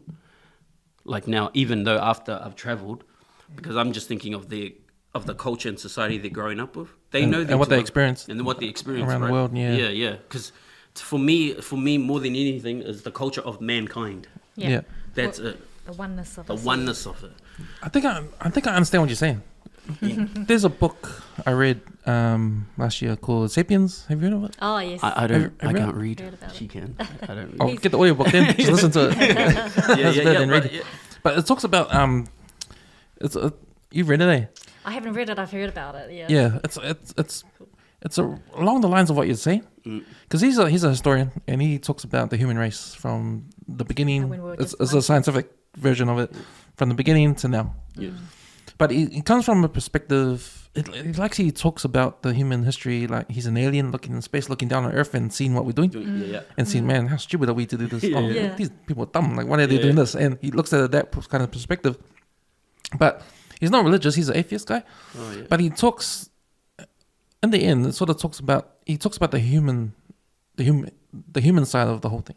Yeah. Like, forget about culture, forget about flags. Yes. Flags are just a material. Forget about culture. Just understand why it happens. Just understand why culture exists, because how people have migrated around the world and separated, and why the Europeans came up first, because there's more of them, and technology made them the superior kind of people and allowed them to go around the world and sort of like colonize everywhere, because their technology was far more superior than anyone else, because everyone else was like on their own, like the Aborigines in Australia, isolated, so we just dealt with what we dealt. Almost what you were saying, like the whole everyone's just so used, like if you think back then, right, like everyone's just doing culture, everyone's just doing themselves, and the white people even nowadays are the travelers, like the ones that go on the OE, and then they actually expand from doing that, and they actually gain more knowledge than, say, the people who are stuck in their cultural ways and their, the ways that they're used to. So from that, you take that on as actually, maybe expansion is probably how we actually we should be evolving here. Evolution, man. Evolution is like explorers were the reason why there was evolution, because they were the ones willing to travel and seek beyond what in their community is. And that's what I mean by the whole idea of community. Yeah, community is, and culture, like I said, I'm going to say it again, it's your family, right? That's the culture. That's like, that is culture. Whatever you create with your wife and your kids, that's the culture. That's where it's cemented, the ideas. And then from there, they branch out to the community, right? Right. And then they absorb whatever they choose to absorb. But the community is the home for me. I mean, the culture is the home for me now as a Kiwi. Like when I go back to, I didn't do any hard work to get here. I just had to live here and explore and take in what I wanted. And I was just a young Polynesian kid in Ranui just exploring. And then I met my beautiful wife at high school, and we both continued to explore because, again, her parents were explorers. They swam across the river and now ended up here and we're still exploring. And that's my idea of culture, is the home, create the culture, and then adapt yourself or form yourself into the community and how you fit and relate, because that's the beauty about humans. We can adapt to anything or any situation that we're willing to adapt to and put yourself. Would you call that like a subculture? Yeah, or the culture you create as a home? As a home. Because, I mean, like, home is the most important place, right? And whatever culture you build in your home is the culture you're going to grow up with and you're going to choose. So I choose to raise my kids open-minded to all things, right? There's no right or wrong. Things are just different. And that's what I choose to believe. And I think if most people look at it like that, you'll be more accepting of everything and anyone. And your opinions, you'll realize that your opinions don't really matter. It only matters to you, no one else. And so just be able to accept everyone. That's because my sister always talks, because my sister's a school teacher in Ranui, and she's always talking about building up young Polynesian Māori kids in Ranui. I was like, yeah, that's so true. But we get to a certain point, like, you can't feed the baby with a spoon their whole life. They have to explore, right? Stop looking at it that, because I always say I have white privilege because I didn't do any work. I just had to live here. And then I chose the situation I wanted to put myself into, right? And that has nothing to do with being Polynesian. That's just me being a kid in Ranui, growing up in my society. And then, my family are picking fruit here, but these dudes aren't picking fruit. I'm going to leave the fruit. And I'm not going to pick fruit when I'm an adult, because as a kid, you just think that's culture because it's embedded in you. We come here and we just pick fruit and we clean toilets. But I don't want to do that. I want to do what everyone else is doing over there. So you just change your mindset and go over there. Remove the culture of the idea that you have to pick fruit. I know people that grew up in the 90s with me. After high school, they were still picking fruit, what their mum and dads were doing. And they were doing the sacrifice to give us the opportunity. That's the culture. If you don't change the culture at home, it's going to just repeat itself. And that's what I mean by the culture at home. Telling your kids there's more than just picking fruit, cleaning toilets and stuff. And I'm not saying that's because that's how I got here. My mum picked fruit, cleaned toilets, and gave me the opportunity. But that whole cultural thing, it starts at the home, and you have to branch out. Leave your community, otherwise you won't grow. You know, when I think about what you're saying, like when I think about what's going on with diversity in society, and how, especially Pacific Islanders in Auckland, and how they're misrepresented, but they're trying to represent them now in TV, film, and with schools, and there's funding and all that kind of stuff. I'm thinking the way you see it, we don't need it because it's not. No, it's something that. See, I'm Samoan. I'm proud of being Samoan, but see, it's hard to explain. But I grew up fair skin, so I wasn't recognized as being Samoan at school, you know. And I went to Samoan church. My parents didn't speak to us in Samoan; they speak to us in English. They only spoke to each other in Samoan because, from my parents' point of view, we're growing up in New Zealand. We need to go to school and be the whole Western world kind of way. Adapt to your society. Adapt to society, and that's their thing. Yeah. Now I feel with what's going on in society, with the empowerment of Pacific Islanders and living in Auckland, that's the wrong way of doing it. They want us to embrace our culture in a way where it needs to be showcased to allow. But then, okay, but I was never. It's not. I am part of it, but I feel like I'm not. So I can. There's more to you than just being someone. Yeah, exactly. That's what it is. And someone is just a part of you. Yeah, it is. And I feel like I don't need to be included in all the stuff they're trying to push. No. Like the diversity kind of stuff. Yeah. Because I feel like I can do things on my own. Yeah. Kind of thing.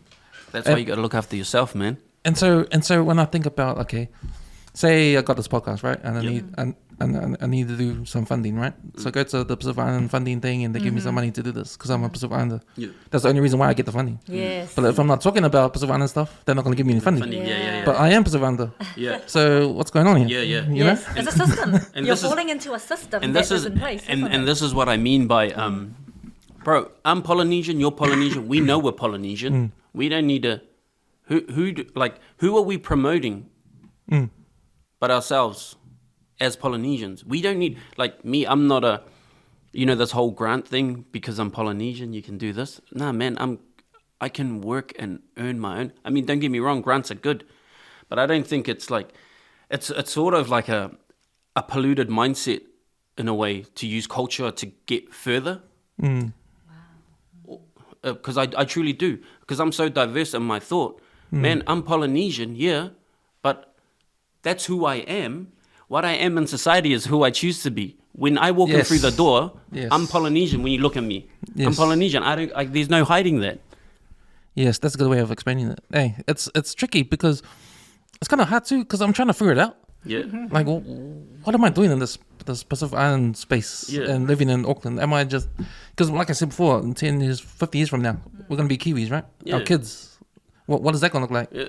Is the whole diversity thing going to still happen when the Pacifica, that's the word they invented for New Zealand born islanders, it's going to be far removed in 50 years time from the actual islands. Yeah. The Samoans in Samoa, the Tongans in Tonga, the Tuvalans in Tuvalu will be different to us in our next generation. Yeah. So what's the answer then? What is the answer, right? It's going back to the basics. We're all humans, and exactly. not to attach ourselves to an identity. Yeah. Exactly. I think we can get really lost with trying to think that we're attaching ourselves to a specific identity. When if you just go back to the basics of we're all human, like every single one of us, and actually, what does that me as a human want to do in this life? What does living in this world mean to me? Right? You're right. And it's what system we choose to live in. Yep. Like the Western world system and what we want to do with it. Adapt to it or go with the flow with that. Yep. Or what is diversity actually trying to do? Change it? I mean, what is it actually trying to do? Like, I get the misrepresentation, but what's the end goal, really? To actually use the system, like be part of the system? Yeah. Because are they saying that the system's not making us a part of it? Is that what they're saying? We're trying to be part of the system, or we're trying to change the system? Yeah, because to me that doesn't make and I only speak for myself, no one else, or just my surroundings. But I've never ever gone promoting saying I'm Polynesian until when we were traveling, because that was the only way for people to identify me. Oh, so where are you from? I'm from Tuvalu, a small island. That's when I started actually. But when I'm in New Zealand, I'm just a Kiwi. I'm a Kiwi kid. Yeah, I'm Tuvaluan. But, I mean, I don't go to a Tuvaluan church. Majority of my friends are Pālangi, Samoan, Tongan. Like, if I was to think about it, the only time I spend time with Tuvaluans is when there's a birthday party or a funeral. So you're comfortable in your identity, man. Because we should all be comfortable in our identity. It doesn't matter what it is. Doesn't matter. And I feel like people are offended with what people identify with. Yeah. You know? Yes. Yeah. And why should you be? The identity that you have is you. The name, the name and the date of birth that you're given. That's your identity. Nothing else. Everything else is a construct of what you want in society, right? You take what you want. I mean, I love Barcelona. I'm not from Catalonia. I wear these shirts all the time. I have it tattooed. That's my culture, football culture. That's my, I've adapted that. How'd you get into that anyway? How'd you get into football?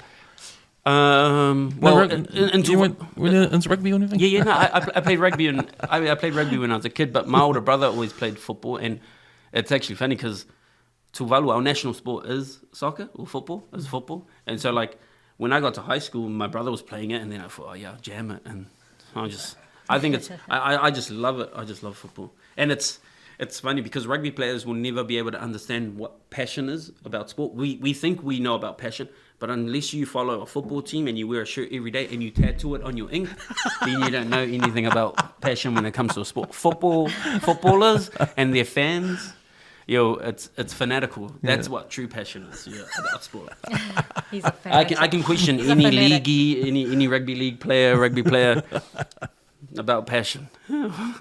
Where's Messi gone now? He's gone now. Yeah. So he's I think it's a done deal. I think he's going to go play in America for Miami. Yeah, because he's finished up with PSG. But and again, like people always question me. Oh, Messi's gone.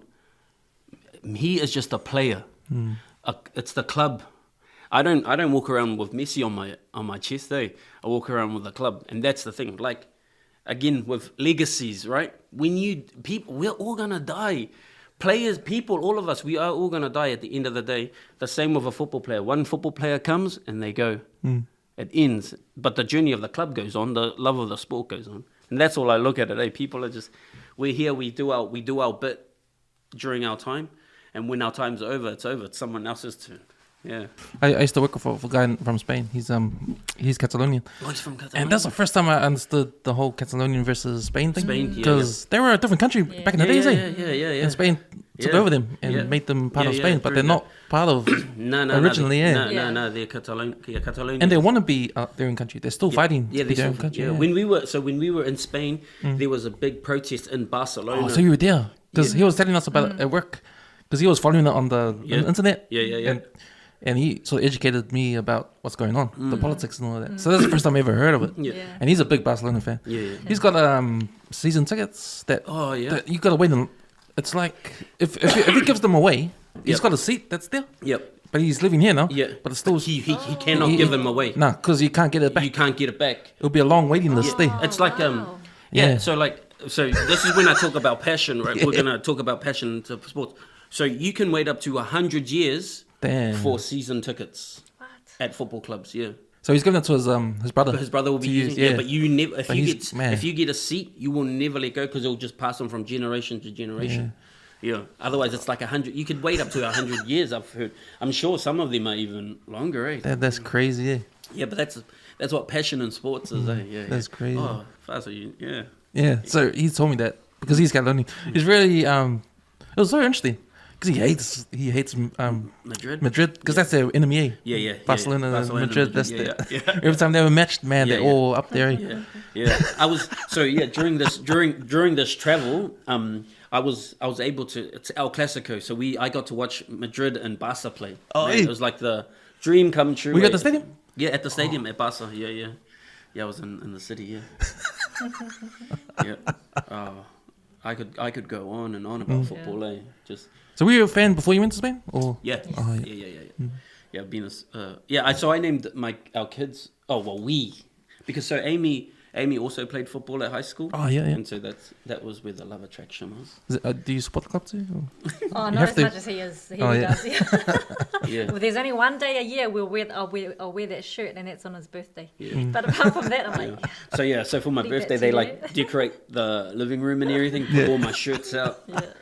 All over the place. But no, I love it. I mean, like, it's no different to someone supporting the Blues or the Warriors, which we're just a bit more fanatical. Like, it's funny because, when rugby players complain about, oh man, when the World Cup is like in the northern hemisphere and you have to wake up at like crazy hours. Yeah, I do that weekend. You do every time, every year. Yeah. Every Sunday or Monday, I'll be up. Yeah. Because it's. I mean, if it's your passion, like anything, if it's your passion, you'll be willing to sacrifice a bit of sleep or whatever, right? A passion. I mean, because if it's a passion, there's no sacrifice, right? Yeah. So that's how I look at it. Yeah, that's true. So most people that support Barcelona are from Catalonians. Yeah. When it comes to World Cup, they lost because they don't support Spain. Yeah, Who do you support in the World Cup? So in the World Cup, I mean, so I've always supported Brazil. Brazil was like probably the team that made me fall in love with football. Just watching them play when I was a kid. And so I named my son Ronaldo after the R9 from Brazil. And my other son is named Zidane after a French footballer. Yeah, the headbutt guy. Yeah, the headbutt guy. Yeah, the headbutt guy. Yeah. And but my kids don't play football, but that was the names that they were blessed with, you know. But he was lucky enough to be able to give to them. I was, yeah. But so I support obviously Brazil because that was my first passion when it came to a team, and that's how I started supporting Barcelona. All right. Because of the bus. Ronaldinho was. Yeah. Oh no, because Ronaldo moved from PSV in Holland to Barcelona, and heaps of like Brazilian stars like Romario, Rivaldo, they all played in Barcelona and had this beautiful style of football. And so that's what I love. I love it's actually Dutch style playing of football, total football. It was introduced to Barcelona, and so that's the thing. I don't want to bore you with footy talk. No, it's right. I'm a sports fanatic. Yeah. I gotta get into more Dalingi stuff because that's the top league in Europe, is it? Yeah. Oh, I mean, so all like this morning I woke up to watch the Champions League final. It was Man City, so the winners of England, and then the Italian, the Serie A. It was two teams. They were playing Champions League final today, and Man City won. So Pep Guardiola, who is originally from Barcelona, he played there and coached there. Yeah, so he won the treble. So he won the league in England, the FA Cup, and then the Champions League. So they won the treble this morning. And they're not even Barcelona. We just, as footballers, you always like tend to watch finals because it's the biggest thing, like especially in European soccer or club footy. You know, we were talking about the whole identity stuff. Like, what this trip you guys had, when you guys, how did that trip like sort of reinforce your ideas on how to live life, or the way you guys live life? Like, before you guys went on the trip, it was just a trip, and then afterwards, what was the biggest learnings you came back with in regards to how you're going to live your life now? Okay. And what you guys learned? Do you want the bro answer, or do you want more of an intelligent answer? Both answers. Yeah, we'll get the bro answer, then we'll see what. Oh God, pressure. And then we'll get the correct answer after that. So I don't know. Like, I've always been one. Like, so when growing up, I was raised Baha'i. My mum's Baha'i. That's why my name's Nabil. It's Arabic. Yeah, and so like, what I got out of the faith was everyone is one. You know, we're all mankind. We're all one, right? We're all citizens of Mother Earth, planet, right? So that was me. The culture that my mum instilled in me when I was young, that I belonged here with everyone. So everyone, I looked at everyone. Like my mum, some of the best advice, and like it shows in my character, she always told me, man, greet a stranger like a friend. So if you're willing to greet anyone like a friend with joy, compassion and stuff, life's pretty sweet. So that culture was already instilled in me. So when we traveled, the acceptance of everyone and anything that came to me, that was already an idea I had in my head before we went traveling. Regardless of religion, regardless of culture, regardless of... Yeah, because my mum just installed the idea that we're all one. And that's definitely probably principles from the Baha'i faith that she adapted into her life and then passed on to me and stuff. So yeah, I mean that's how I look at life now. I belong, and the willing to travel and explore is just to know my people, just expand my community, or your whānau, or whatever it is. Like that's the idea of identity. It's not here. It's my identity is who I am as I travel. When people see me, that's who I am. Because you're gaining knowledge. Because I'm gaining knowledge. New ways of how to live, or new ideas. New ideas, right? Yeah. So you're coming from a human standpoint. Yeah. And I'll always go to that, because at the end of the day, if you remove culture, we're just humans, right? Exactly. And this is what the book I was told you guys about Sapiens is all about. Really, the underlying thing about this whole book is we are humans, and this is our history. Yeah. And we can learn from our history because obviously there's ups and downs. You know, there's death and there's wars and there's stuff that's crazy, and it's over because of an idea, and it might be a stupid idea, you know. Yeah. But with the social construct you talk about, you know, that a lot of it is that what we believe to be something of value, but really it's not. Like you take away all the layers out. It's like an onion. Take all the layers off, and inside it's living a happy life. Living a happy life. And how do you do that? Without annoying people or being an asshole or being a dick or, you know, putting other people down. Or, and what are you gonna do with your life? Like minding your own business, truly just doing your thing, don't you know, life would be so much easier if people aren't offended by other people and minding your own business. Like, just because you have an opinion on the matter, right? If you feel like it needs to be said, and if it's gonna make change in a positive way, then have your say by all means, right? But if you're just speaking your opinion just because you have a voice and you think that you have the right to say it, but it's not going to add any value, then why?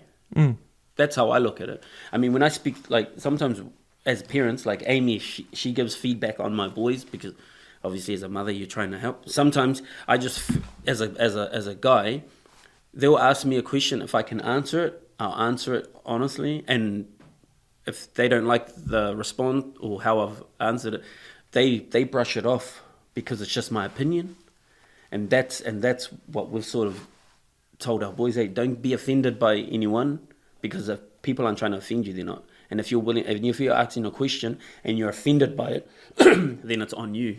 It's not on the person that's given you the information. It's how you've perceived it. And so I always just go back to I'm not trying to offend anyone. I'm trying to be good to me, be happy, and that's it. That's my culture. That's what I choose to have, right? And it always goes back to the culture that we've created at home.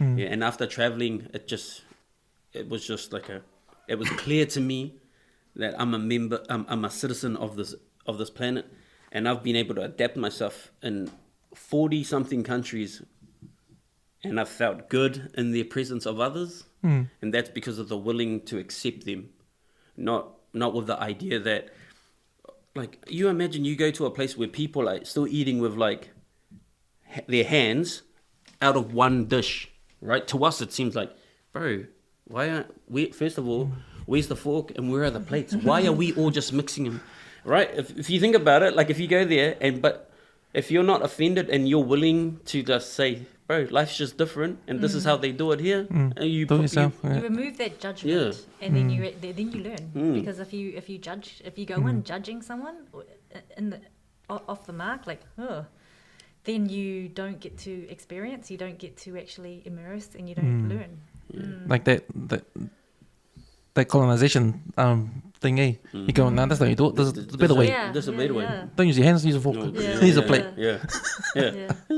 That whole But yeah, man, I just think, like, we should learn off kids, because kids can adapt to anything, right? Us adults, we're not willing to adapt anymore, right? We're set in our ways and we think this is how it is. Yes, that's actually I read a study about that.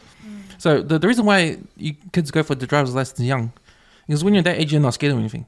You have no opinions on what's wrong or right. Right, wrong or right. Yeah, wrong or right, and there's no fear. So you just jump in head first, because that's the proclivity of kids. They jump in head first, not knowing the dangers or anything, because they're like, there's no fear.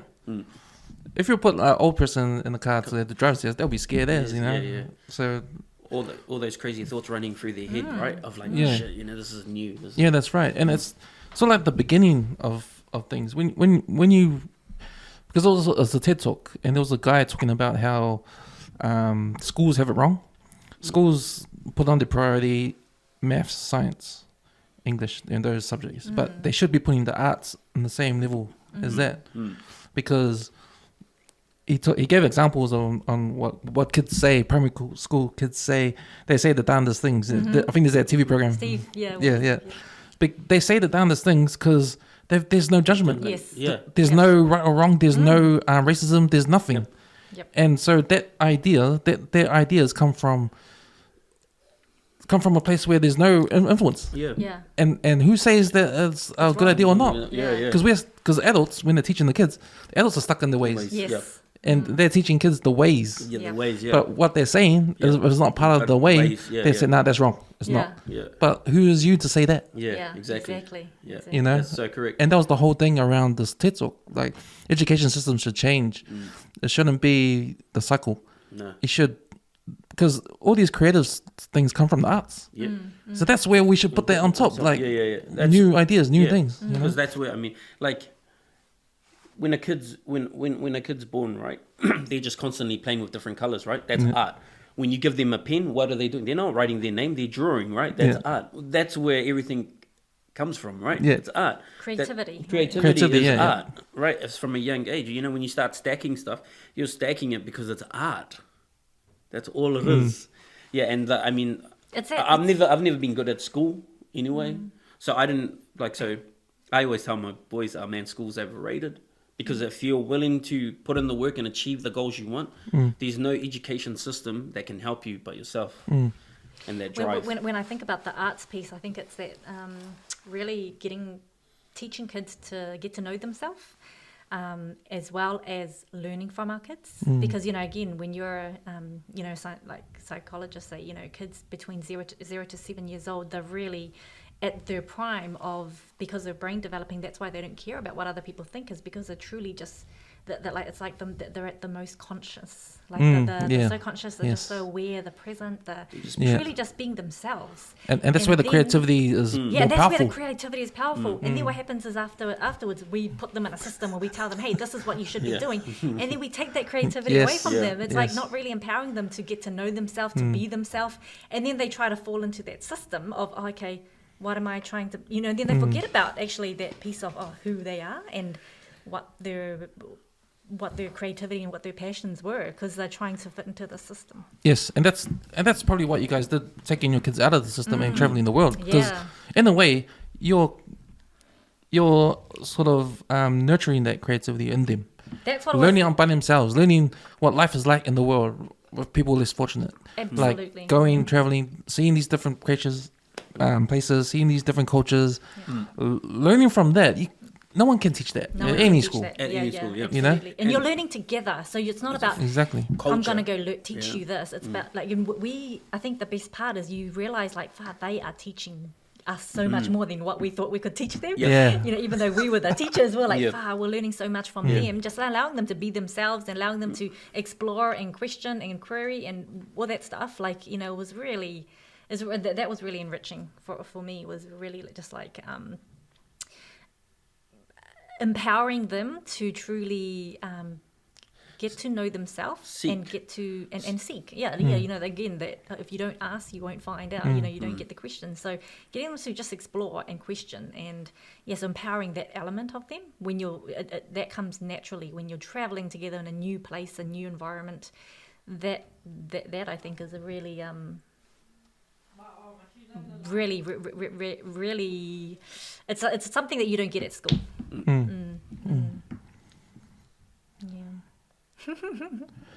So what was your educated answer to my last question? My educated answer, my intelligent answer. We heard the bros. We heard the bros vision. We heard the bros vision. Now that's. I wouldn't say intelligent. It's my opinion. My opinion is So let's correct them.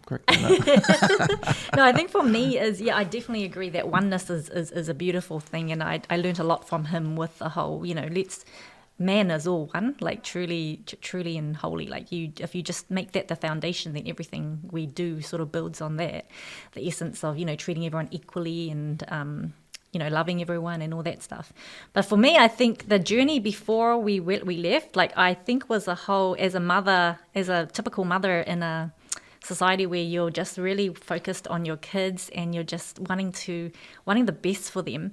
You don't realize that a lot of your the culture that we're creating is this cotton wool kind of thing there, where we're trying to protect our kids from truly just expanding, because we think that, you know, we're trying to protect them from the bads or the evils of the world. So then we try to nurture them in that way, but actually not allowing them to go out and take risk and do things that that we probably think, oh my God, as a mother, you fear that, right? And so for me, I think it was about really letting go of my own perceptions of what a caring mother was, which is you worry.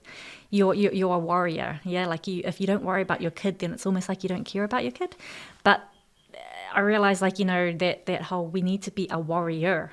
Like, like we got to be the warrior, like cheering them on and, teach them to be the warrior in the field rather than worrying all the time. So I must admit that as a mother, and I'm being a bit vulnerable here, is that you naturally worry about people, your children, the first and foremost.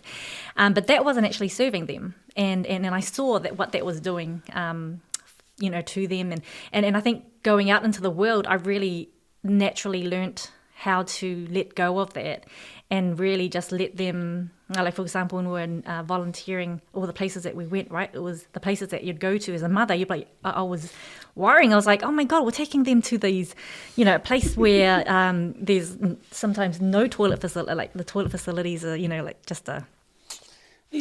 That's a hole in the ground, and it goes into a holding tank. Yeah, as a mother, you worry about all that stuff, and you think, sometimes you think, oh, what food are they going to eat? What, are they going to be protected? Are they going to be, like this person could be dangerous, or all those typical stuff as a mother you worry about. But actually, those worries don't do anything, and it's just like really encouraging them to, again, like Bill's philosophy of treating a stranger like a friend and not being scared of people. And that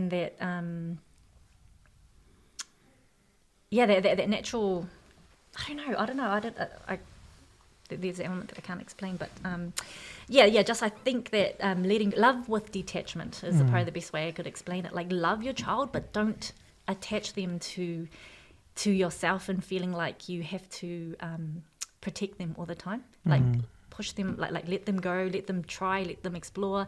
Like, we'll do things where they'll be like climbing up rocks and jumping off, and as a mother, again, you're like, oh my God, like he's gonna hurt themselves or whatever. But then it's like letting go of that and letting them learn, letting them fail, letting them do all those things, because that is going to empower them to truly grow and get to know themselves and expand. And I think as a mother, if you're kind of like, no, don't do that because you're going to get hurt, or don't do that because you're going to get this, it really restricts their growth.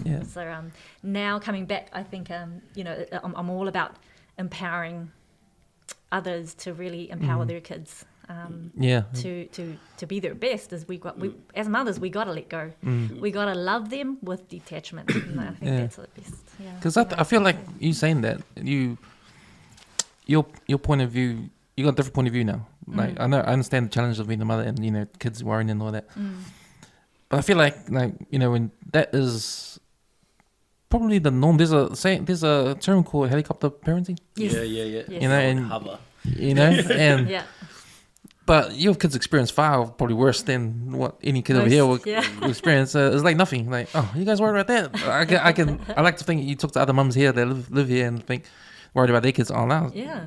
What was that all? Worried about their kids catching the train into town. That thing, kind of thing, it's like, oh, that's nothing. Like, just let them go and let them, I get it though, because internet. Because now everyone's exposed to news and that, and see kidnapping and stuff around the world, and they think it's here. Yes. But but it's probably the same amount of danger we had when we were kids. We were walking everywhere when we were young. Walking everywhere. Exactly. Catching trains and jumping in people's vans. Like, what's so funny, because how they try to educate you, don't jump into strangers' cars. But like in Ranui, if someone, hey, where you guys going? Oh, just going up to the shops at Swanson. Oh, do you want to ride? Oh, yeah, just jump in, eh? But this was back in the 90s, so things were slightly different, eh? Like early 90s, like 91, 92. Yeah.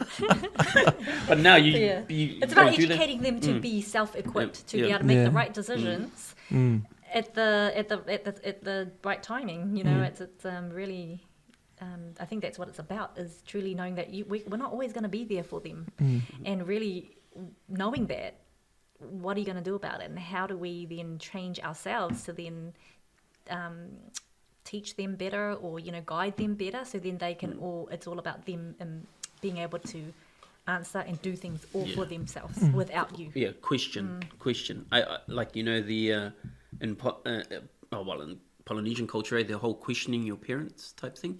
You listen, all you do is you listen, even though your parent is wrong, right? There's a lot of that. We grew up with it. So I've had a word with my kids. So like even my mum now and my nan, to me, there was a point in time that they can no longer teach me. Yeah, I can respect them because they're my elders, but they can't teach me. Like soon, as a parent, when my boys in 5 years' time, it's impossible for me to educate them because they've grown up in a time that I do not understand. I cannot comprehend, right?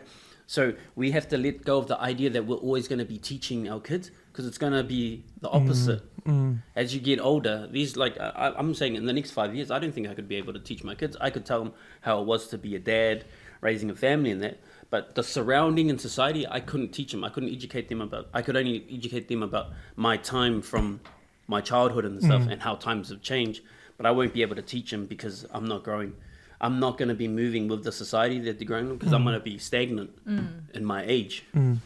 I think even with how different society is now, there's still the underlying values of being a father and growing up. Like those still remain. Those will always remain. Always remain. You know, and it's trying to filter that out. You know, like we still talked before about peeling away the onion layers. Now with technology now and internet and social media. Yeah. The onion's gone way bigger. Yeah. You know, but the fundamental things are still there. Yeah. You know, still work, and it's just trying to figure it out. Figure it out with all these layers. Yeah. You know, because this conversation for my kids, telling them this, it's more a reminder for me.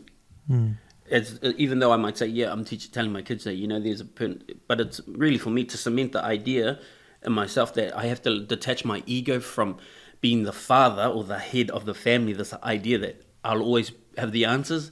It's more cementing it on me, even though I'm having a conversation with my kids, like, you know, in the next 5 years, you know, the only thing I can do is still love you as a father and give you guidance as a father. But beyond that, you're on your own. And in saying that to them, it's really cementing back to me that you are going to be old and you are going to be reliant. And so when your kids try to speak to you at a certain time in your age, don't be old and grumpy and say, nah, you don't know anything. Yeah. That's what I'm truly trying to cement in my head, right? To let go of the idea that, nah, I'm your dad. Yeah. Because you listen to me. Yeah, you listen to me. Because that's in Polynesian culture, and I think in most cultures, in all cultures, I still think that's a big thing, is the idea that the elders have the say and you just listen. Hierarchy, the hierarchy system. Right? I mean, I know with me and my family, I mean, when I was growing up, it was my dad. He was the highest. Yes. You know, whatever you say, it goes. Yes. Yeah, whatever you say. And even in my adult years, like my dad, when he was here, he's passed away. But when he was here, like I still had that. Yes. Like I'm lower than you. Yeah. Even though I'm adult. Yeah. But he never enforced anything at his old age. Yeah. But I still understood. Because that's respect. That's respect. Yeah, that's right. And I think there's a difference of respect versus being able to speak your voice and actually say, you know, that. Because right now, our kids challenge us. Because when we're in conversation with them and we're in deep conversation, so we have similar setup. Like we don't have a podcast, but every day after dinner, we have to share our day. What do you call them? The glads. The glads. Yeah. Right. So GLAD stands for, you know, share something that you're grateful for, something you learnt, something you achieved, and something you're delighted about. And then so we just have a conversation around that, and then we challenge it. So we're sort of we really encourage. And sometimes our topics go into like all sorts of random conversations on opinions and stuff. And then like we really encourage them that, remember, what we say is not right. If you guys think what we're saying is not right, challenge us. Especially when we, you know, share about an idea that we think things should be like this. We should implement like something in our home. So we always encourage them, challenge us. Don't just listen, yes sir, no ma'am, you know, kind of thing. So that's one of the biggest encouragements that we're trying to do with our kids is it's not about, you know, arguing with us, but, you know, challenge, like question it, because that's the best thing that's how you do, get right? Because that's how you get your identity of your opinions, right? Your own opinions, is question, like there is no right or one answer. Yeah. Right. So like what me and mum might speak about, like our boys always, like now they're like real confident because they know that they're not being disrespectful, and they're like not just listening, because they're like, man, they're teenagers now, right? They have their opinions, they share. So like now it's awesome because we start talking about religion and and God and all this, and then they question, oh, what is it going to do for me? What is it? All this. So this is like, and I think being a young Polynesian kid, there was never this. There was only a real narrow sort of way of thinking. And it was like, you listen because this is right and this is how we've always done it. So you imagine and that's what I mean about culture, right? It always comes from the home. So if you change the culture in the home, it's better for the people in the home. So when they branch out, I want my kids to be able to question anyone and everyone. Yeah. Not just because they've been smart. It's the idea of just wanting to know their answer, searching for their answer. And that's where the empowerment comes from. Yeah. I think, the questioning. Yeah. And all this has come about because of our traveling, because we've understood the idea that everything is different. And as we've grown with time and society, everything's always changing. The evolution of man, it's constantly changing. So this idea of making sure that your kids can question anything and feel like they have the right to question everything, because it is their right to question. That's what we want to sort of enforce in our kids. Especially the topic of religion, which is a really deep topic. Because if you think about it, your travels, you've exposed your kids to all different kinds of religions, Yeah. We prayed everywhere, And in mosque and everywhere you exactly. can think of. And it's like, for a kid to know that, okay, so which is the right one then? Yeah. You know? Yeah. That's the obvious question for every kid. Yeah. You And know? yeah. And then when you grow up, you just don't question that at all. Yeah. Yeah. If you're yeah. Christian, if you're Catholic, that's it. That's it. There's Go not, with you it. can't even, if you're Mormon, no, Yeah. That's yeah. it. you Yeah. can't. Yeah, that's right. That's right. And then it's that cycle is not broken, right? The idea of thinking outside of the square or thinking for yourself, because everyone's already done the thinking for you, and then you're just going to follow and not question. So that's where me and my wife are with our kids. Me and Aimee is, Do you think that's going to be lost, that kind of thinking? Having an opinion? Because this day and age, man, you can't even have an opinion. Yeah. People just shut you down and cancel you. And Yeah, I think as Man. humans, I guess as humans, it's natural, right, to have an opinion, right? You can't really shut it down.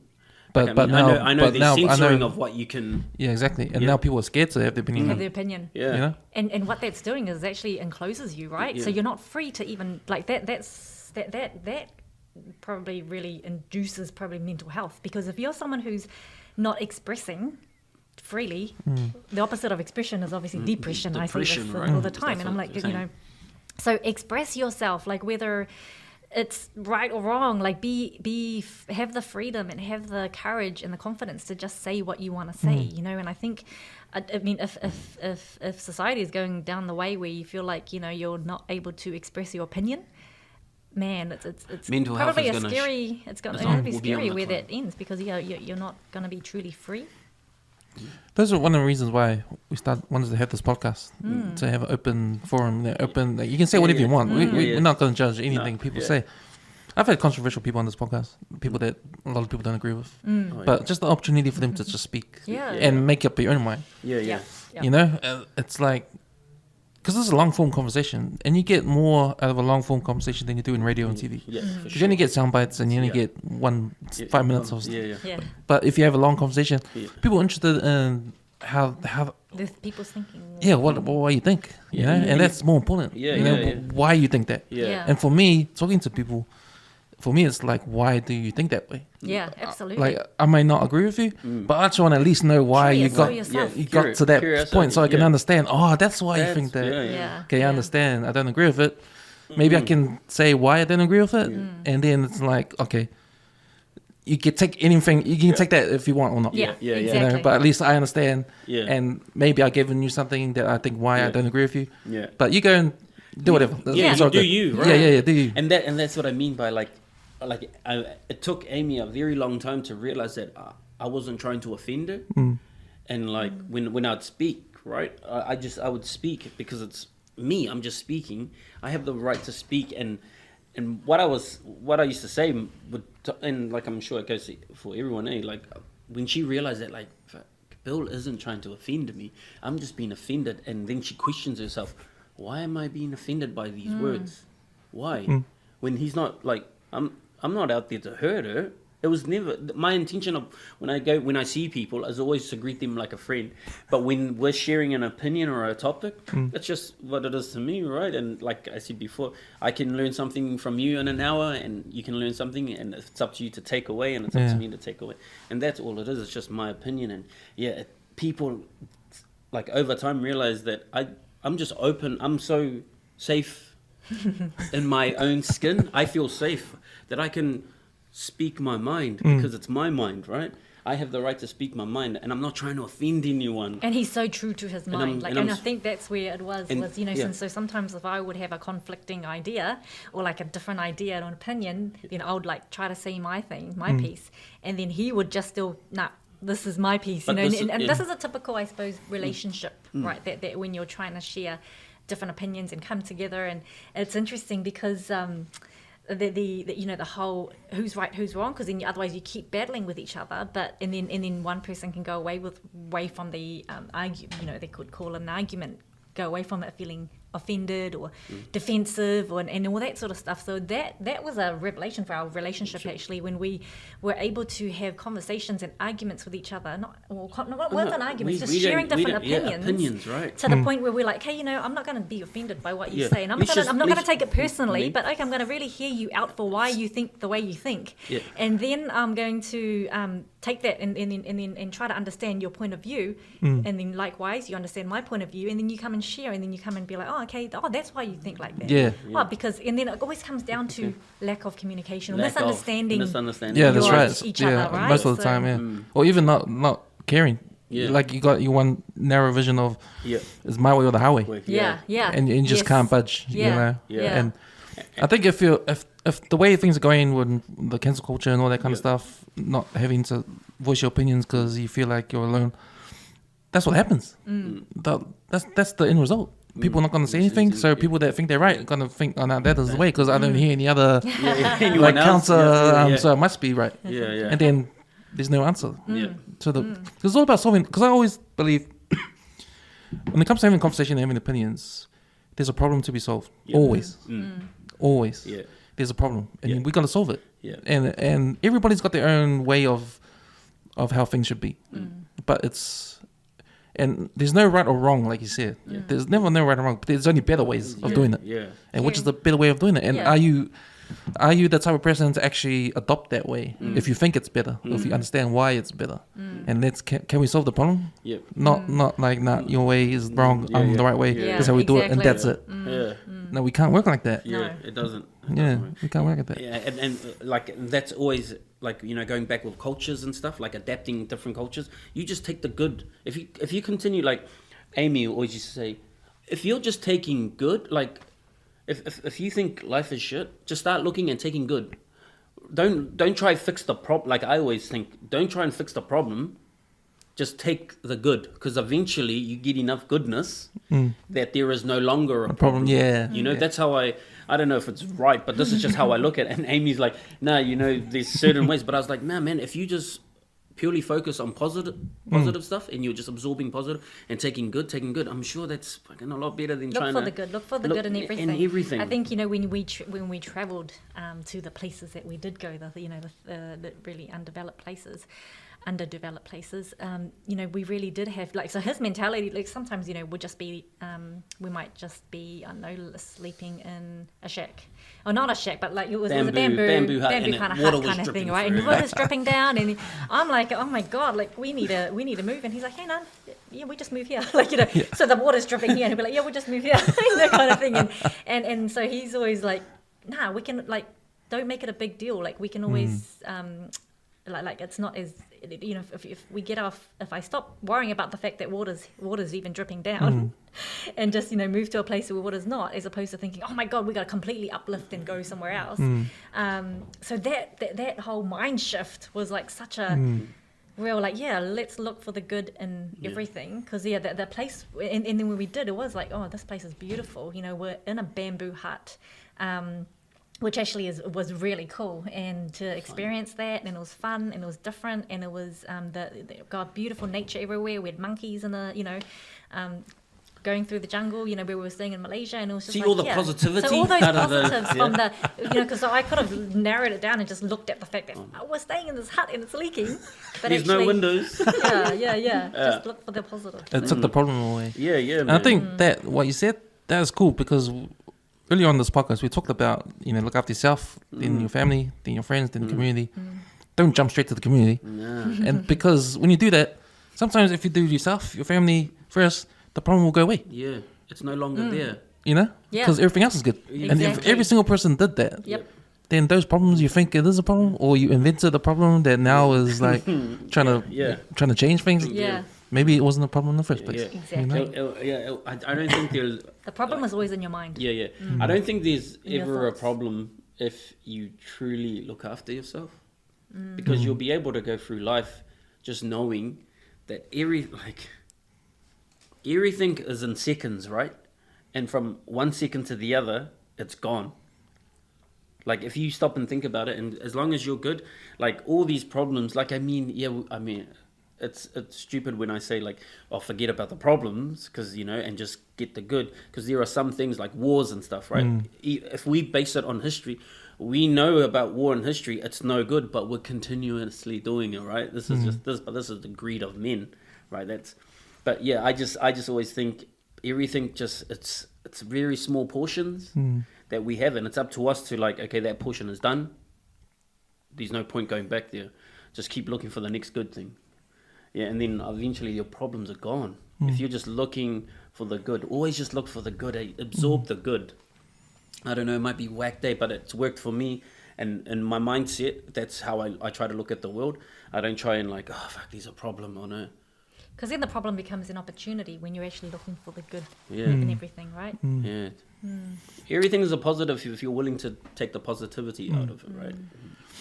I recently had this conflict of an argument I had in my head, because it was Anzac Day not longer, and respect for all the veterans and all that, because it's war, and I was reminded about one of my favorite movies of all time is The Godfather, and there's a scene at the end of Godfather 2 when they talk about World War II, and Michael, I don't know if you know the movie, but Michael joins the army, and the family's angry at him for joining the army. Yeah. Because the thing is, they're angry at him because, hey, the army's not your blood. Why are you fighting for them for? Yeah. And that's, to me, that's real powerful. Yeah, and that's a question I had. Yeah, true. Why are we in the army fighting wars? And we don't even know the politicians that are sending us to war. Yeah, the reasons behind it, right? Why are we going to kill ourselves? And why is it an honor to die for what? Yeah, and then the families just lost their son. And then they come with the flag and give the flag, and that's your honor, as the honor for what? For you just lost the son. Yeah. How's that? Like, that's a question. But I'm too scared to figure it out because of the, when Anzac Day comes along, it's real. Got to be respectful to the men that went to the war and come back, and see, that's disrespectful if you have that idea that war is wrong. And why did you go to war? Because when you read about how Vietnam War happened and the African American soldiers went to the war, and I think North Vietnam, they did the whole campaign that hey, you're African Americans, they don't even like you in your own country. Why are you fighting for the white man when they don't? You don't even have a home? You can't get on the bus. You can't even get on the bus, and you're here fighting a white man's war. Yeah, right? exactly. Yeah. Exactly, and that's what they were doing, and that makes total sense. And then when Muhammad Ali got in trouble, all those athletes got in trouble because they got drafted into the war, but they didn't want to go. So they got in trouble. I think Muhammad Ali got some jail time, or something. Got jail time for it. Yeah. And it's right, man. Like, but he said the same kind of things. Why are we fighting someone else's this country's war when they didn't even allow us to do stuff? Yeah. Like, and it's funny you mentioned Anzac and stuff, because if you ask majority of New Zealanders now what Anzac was a test between the Kiwis and the Kangaroos, bro. No, straight up. Like, for me, that's what it was, the Anzac test. Like, my grandfather or great, they never went to this war. I don't know anyone that went to this Anzac war. And I work with a lot of old whiter people, and they talk about the medals that their grandfathers had and stuff, and I can't relate because it's not, they went to a war, but it had nothing to do with me, so I don't understand what you're going through, like the whole honoring them, going to the dawn services. I mean, I did it as a kid because when you grow up in a society that's saying, oh yeah, we got to respect these people that went to war for us, but like now I've never been to a dawn service since I was a kid, because I don't have a connection to that war. And that's okay. and that's okay. That's the thing. It's okay to think how I'm thinking. Absolutely. Because I'm thinking, okay, if I shout this, if I do a post on social media, I'm gonna get so much hate, you know. Yeah, you know, because but otherwise you're being false to who you are. To Aren't you? like Yeah. that's and like I just Or said your- it now openly to you, right? Yeah. Anzac for me was a test between the Kiwis and the Kangaroos. yeah. That's It was, all it was a rugby league match. It was a rugby league match. Your thoughts, yeah. Right, and that's like so. That's what I've taken out of it. It's the union of the two countries that went to war, the Anzac test, and that's it. So that's all I know is New Zealanders and Australians went to a war, and that's it. And how we celebrate that time was between clash of the titans between the Kiwis and the Kangaroos, man. And that's how I try to, and that's how I look at it. Yeah, we're honouring them by the unity of the two countries that went to war. Anzac test, and that's how I choose to view it, because I have no attachment to the men that died or went to war. I just have the attachment of the culture that we've created with the Anzac test of rugby league. Yeah, And that sort of talks to what you mean, how you live your life with what you try to teach your kids, and how you live as a family. Like the culture you bring to yourselves in your household yeah, is priority or more important than sure we got our own cultures, we take, and I mean we're born with it, and we get what's good and all that, but the real living is how you live in your house, in your home. yeah, for sure, Absolutely. 100%. Yeah. That's where it's at. I feel like everyone should know this. Everyone should be doing the same thing. Yeah, you think? I mean, you'd like. I mean, if they want to, if people are willing to like have a better life, just take time out and question yourself on how, like, everyone wants to be happy, obviously, right? And it's very simple to be happy because happiness is a choice. We choose to be happy. We choose to be mad. So we always say, man, happiness is a choice. So we choose to be happy. It's as simple as that. Find what makes you happy and grow from that. Expand that. There's books about happiness and stuff I've seen on internet and stuff. There's one guy, I don't know if you know him, Jordan Peterson.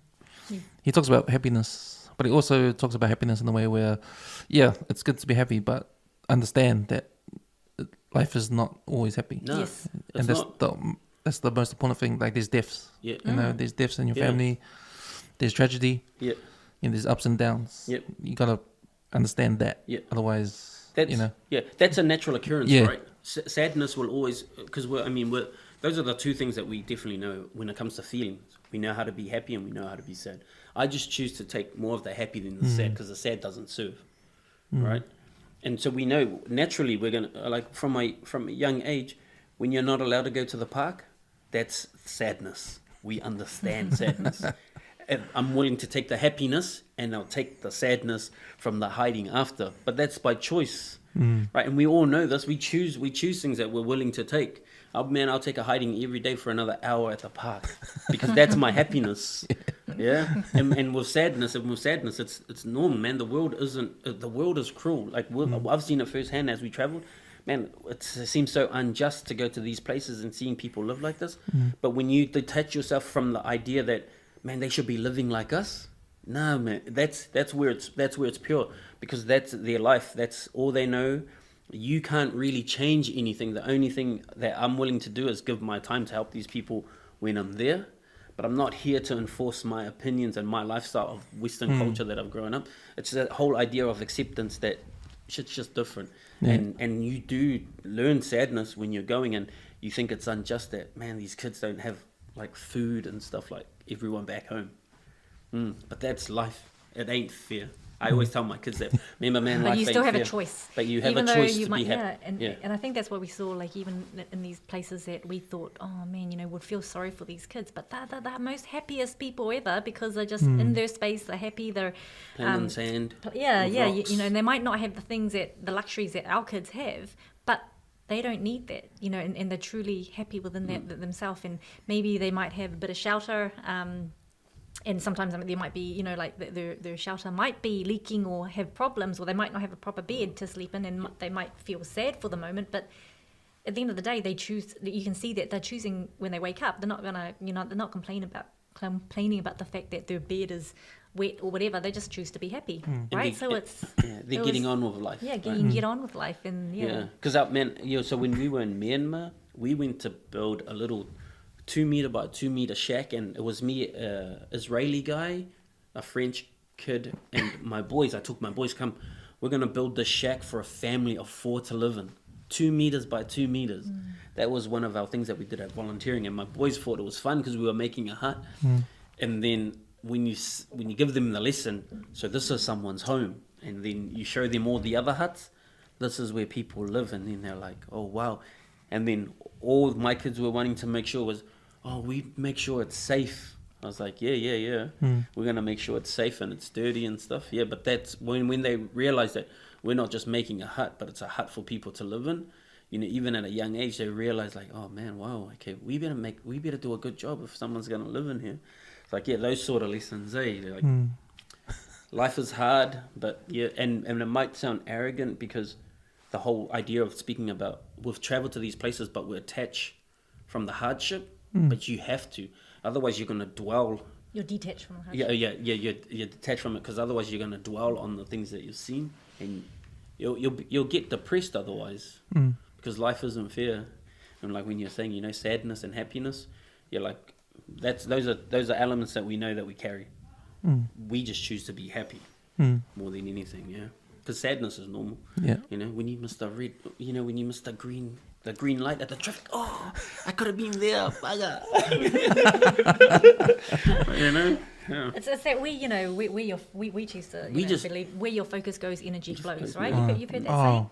I've heard of that, but that sounds really good. Where your focus goes, energy flows. So if you're going to focus on any, you know, your problems, the sadness, the, you know, issues in your life, then obviously you're going to feel sad and unhappy, and you know, all those negative feelings that come with all the problems that you're thinking of. Or if you focus on the good things, the being happy, the joy, the, you know, the fact that we've got fresh air to breathe, the, you know, the simple things, the fact that you're living, the fact that you're water to drink, all those things we take for granted. Like you will automatically be happy because you're focusing on that, right? So it's just, again, just that whole mental shift, that whole training your brain to truly just focus on the good.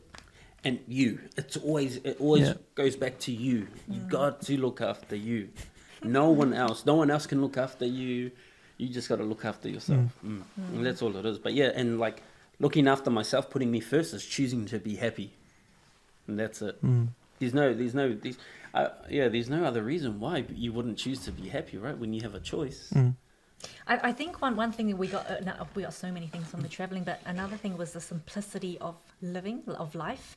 Like I think living in this rat race 9 to 5, we live in such a complex and complicated. We overcomplicate so many things that when we went traveling and when we didn't have things, we didn't have a house, we didn't have bills to pay. You know, you naturally, your mind just starts to let go of all those natural complexities of life that life brings, and then you start to realize the simple ways to live and simple ways to be happy. Is that what you guys brought back when you came back? Yeah, like now definitely. It's not about you're stuff on, you used brother. Yeah, that is definitely. it. It's all about being simple and living in simplicity. Yeah. Obviously, we still have ambitions and things that we want to do in Goals. our lives and goals, but it's still remembering to be simple. Like and sometimes we question ourselves and we'll challenge each other. Like, hey, you're getting a bit too complex here, and you're getting you're getting wrapped in this complexities of life again. Let's just step back and go back to basics. Let's go take it. Let's simplify this. Because I'm interested in this because I experienced that too.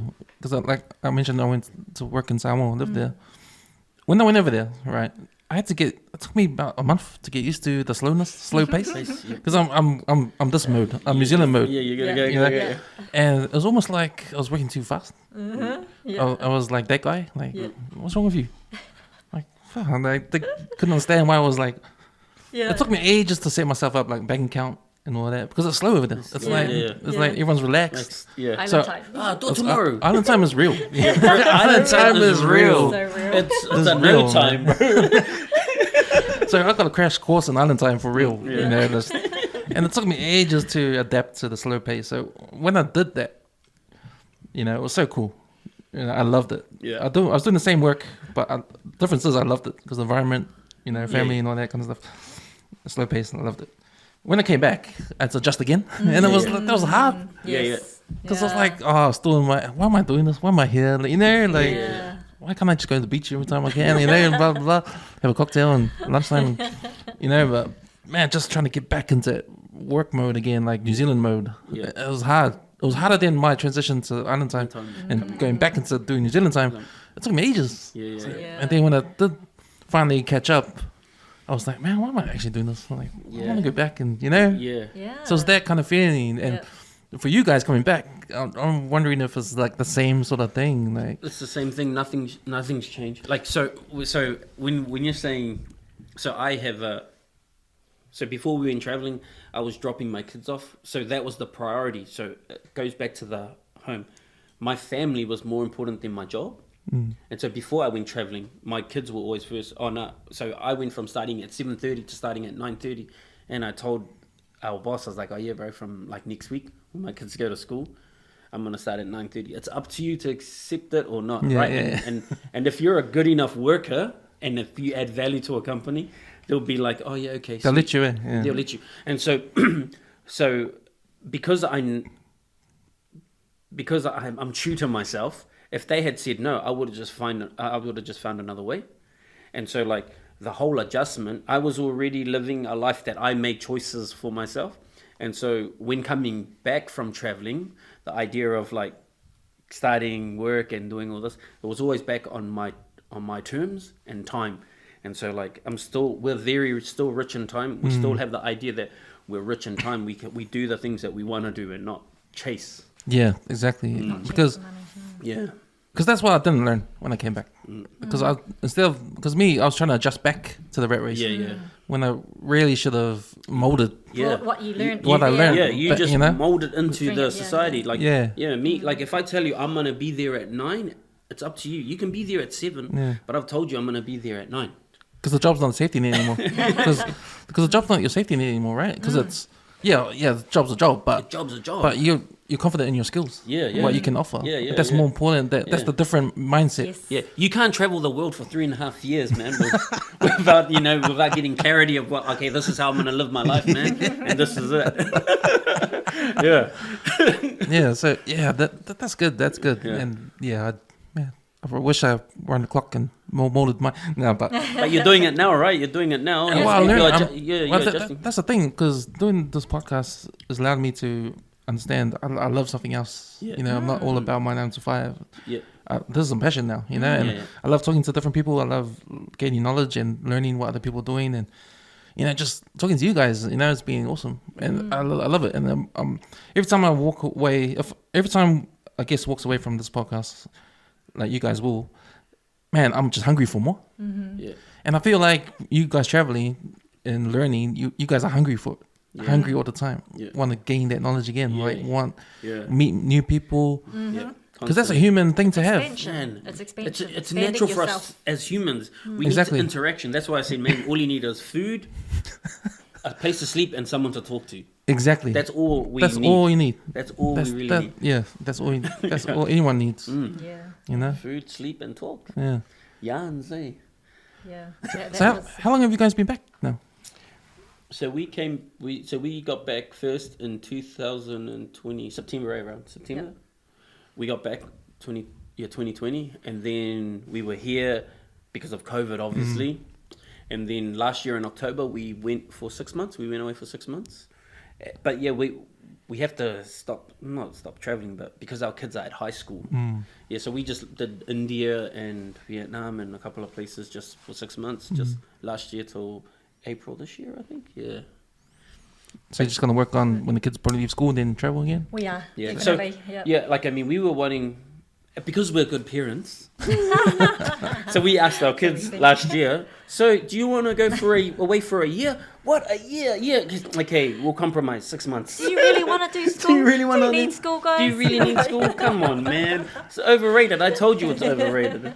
The world is a free school. Yeah, it's a free school, man. That's the best lessons in life, man. No, so our boys actually really enjoy school. And they want to do the schooling thing, which to us we're like, oh my God, really? Like, that's because they haven't been doing it for the last year. And exactly, and that's it, right? Like it's that interesting thing where kids or people want things that they don't have, or want to experience things that they haven't experienced. And to them, they hadn't experienced high school, and they were enjoying it. Yeah, they hadn't experienced And school. so, school for 3 years, 3 years, three and a half years. Yeah. And so they wanted to experience that. So, I think we had to be like, oh, okay, if that's what you guys want, if you really want that, then okay, we had to, as As good give parents, them eh? that. You got to give. As good parents. As good parents, Give you them know. what What is a give good them that. parent, eh? No, So yeah. we couldn't be selfish and go, nah, Yeah. we're going to take you travelling again, because I think that's what we did in 2017 when we first left, was we just made that decision, we're going to travel, and they were happy to come with us, but we never questioned, oh, do you want to? Whereas now in high school, the last time we travelled, we're like, hey, do you guys want to travel? Like, Give please? them, Yeah, please, come on. 6 months? Only 6 months? Yeah. And then they were like, okay, yeah. Yeah, because like Aimee and I, we've realised that our kids are leased to us. So we get the opportunity to have kids, but they're only leased to us for a certain amount of years. And for us, and it goes back to this idea of like, why are we giving our kids to strangers to educate when we're very limited in the time we get to spend with our kids? And so that was truly it. We love our kids to death, that we just want to make the most of that time. And so that was the part of traveling, especially for Aimee. She was the one that made me, like me as a Polynesian growing up, oh, my kids are always going to be there, right? Because Polynesians, that's how it is. It's like you're always going to be with your mum, you're always going to be with your nan. But then when Aimee said, no, remember, the time with your kids as kids are limited. You're going to spend the rest of your life with them, but not as kids. Yeah, and when they're adults, they're no longer your kids. Like the first 5 years of kids, I think, especially the fathers, because they're always at work. Yep. You know, it's the mothers that are home, always with the kids, but the father's just as important, you know, and to be there those years, like 1 to 5 or 1 to 7, 1 to 6. Yep. Like, you're right. Those are just short. That's a short span of their lives, and you got to be there as much as you can. Yeah. Yeah, like looking back now, Aimee and I, honestly, we thought, like now, if we were to go back, we would have just taken them away at a younger age. Like the time, 3.5 years sounds like a lot of time, but it's not. It's it's like just a hairline almost, like, just a single. And like I don't have regrets, but it's like, man, I wish I had more time at that age with them. Because as teenagers, you want your space, right? You want your time. And that's you don't want to spend your time all the time with your family. So, we wish, not we wish, but I suppose the fact that we took them out when they were 10 was really good, because at that stage they were still dependent on us. They were still really, wanting to be with us all the time. If I jump, you jump. Yeah, whereas now it's like, you jump alone. They were really adaptable, and whereas now as teenagers are starting to get their own ideas and form their own opinions and want their own space and their own time. So that as teenagers, it's a lot harder to travel with teens as it is as minors, right? When they were more dependent on you. And so that's why, and I love it because we've gotten them to this stage where they are questioning and they know what they want, because as parents, that's what you want, right? As independent young men or young adults, So that's the beauty of it. That's the love and hate relationship of a parent, is you have these things, and this, like, now I understand it's for a limited time, your kids, and then they become adults, because now they're 16, man, they're adults now. They are adults. They're not like your little bubs anymore. Well, we thought it'll be 18. We're like, we've got them to 18, but actually, at 16, they 16, truly are. We're already seeing that. Yeah, they are truly just forming into their own and just really not needing us anymore. Really needing us, so it's letting go of that.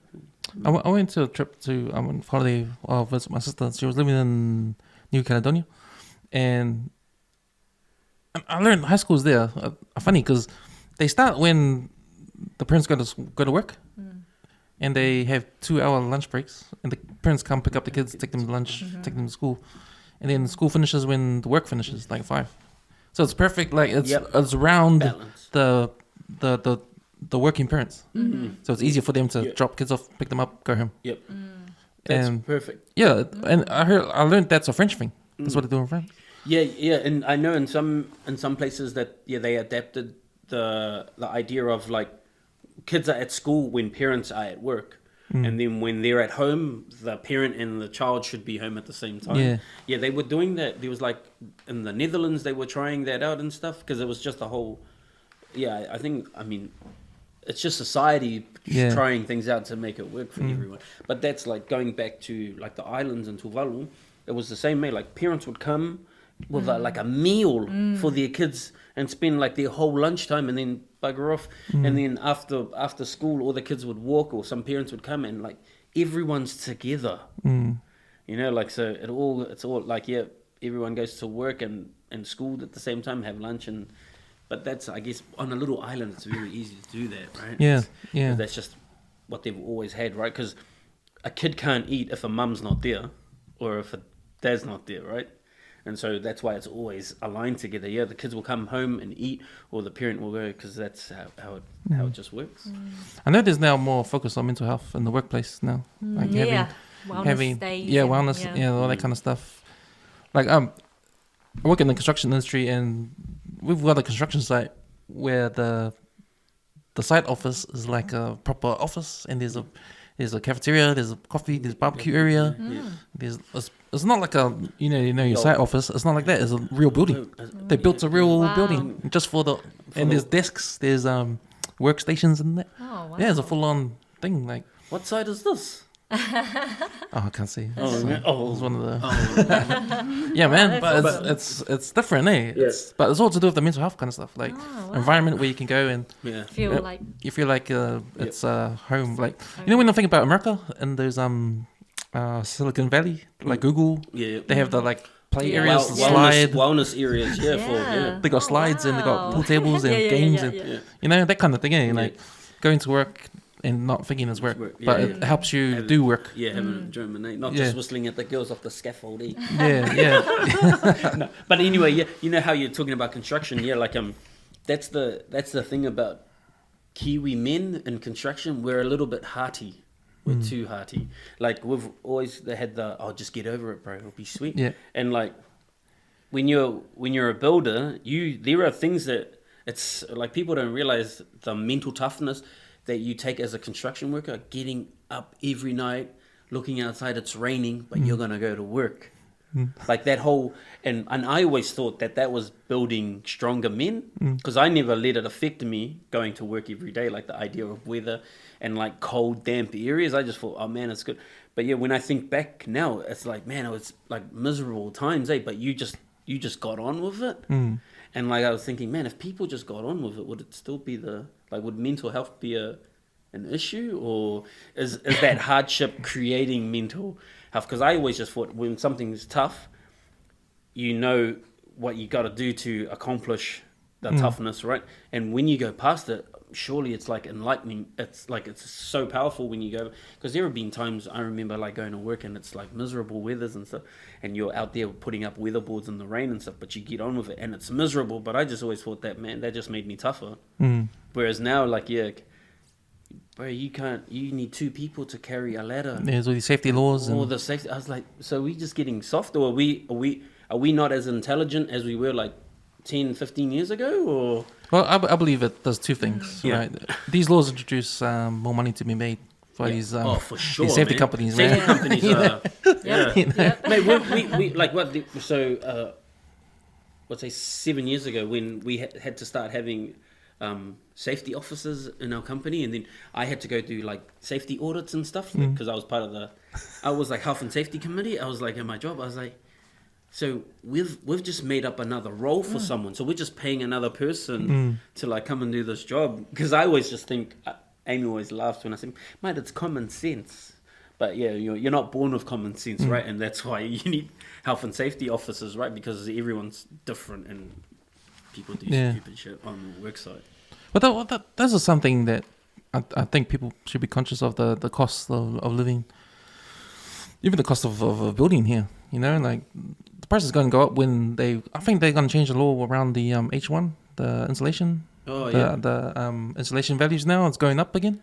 True. So I think it's double glazing now. We have to use now. It's going to be triple glazing. It might be triple glazing. What? Because the whole climate change. They say it's climate change. So now we got to up the insulation. So now we're talking about like the cost of building a house will be going up again. And, wow. it's all about, because of climate change, save the earth. Yeah. But at the cost of normal people trying to, Trying to survive. And okay, live. what about putting another jersey on? Yeah. We're a jumper, man. We're a jumper. You We're know? a jumper. Yeah. But it's like, people that don't understand, they'll just get a big bill, Yeah. Why? Inflation. Yeah. But, these are decisions made in government. Government That kind of laws and stuff, yeah. that affects everything. Like the health, the safety thing. Like, we need to be more safe. We'll make another company that sells all the safety stuff. Yeah. We'll just, Yeah. invent these new things. Yeah, it's a good thing to do. Yeah. But but you got to weigh up the cost between that or how much safety do you need? Yeah, because when we got our first health and safety actual officer for our company, I was thinking, hang on, why don't you just get rid of this person, and then the money that you used to, why don't you just pass it among all the workers, and then that's like, okay, you're getting a pay rise because you're doing more safety stuff, right? Like, don't pay someone to come and do the job that they should be doing for themselves, like the whole health and safety. But like, give their money to. But yeah, it's crazy. The world we live in is crazy, and that's the reason why it's beautiful, because it's crazy. It's chaos. Fascinating. But let's come back to how simple you guys want to make things now. Yep. Like you've seen it, and now you know what to do in terms of like. Because you can live simply. Yeah. Life is simple. Yeah. So Enjoy life rather than chasing it. Like there's something about that. And I think the working life is a big deal. Like you've figured it out.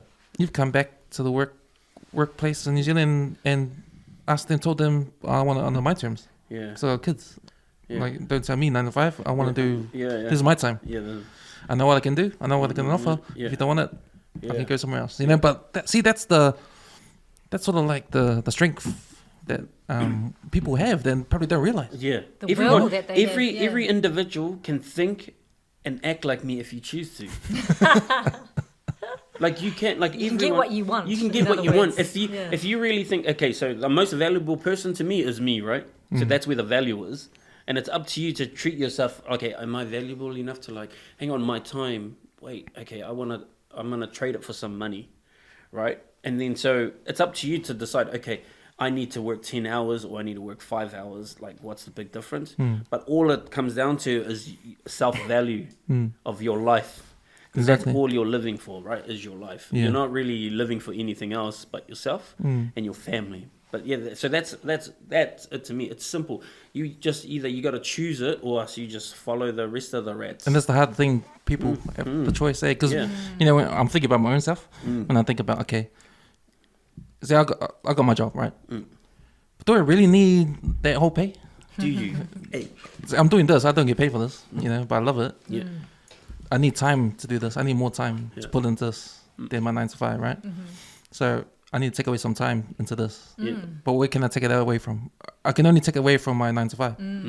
So if taking away time, decreasing my pay to, do what you love. Yeah, do your passion. Do your passion. Yeah, that's right. Is it worth it? Is it worth it? Because what I need more pay for the extra Netflix or the extra new cell phone or all these little things that really don't matter when you're in Samoa. Because when I was there, I didn't need any of this stuff.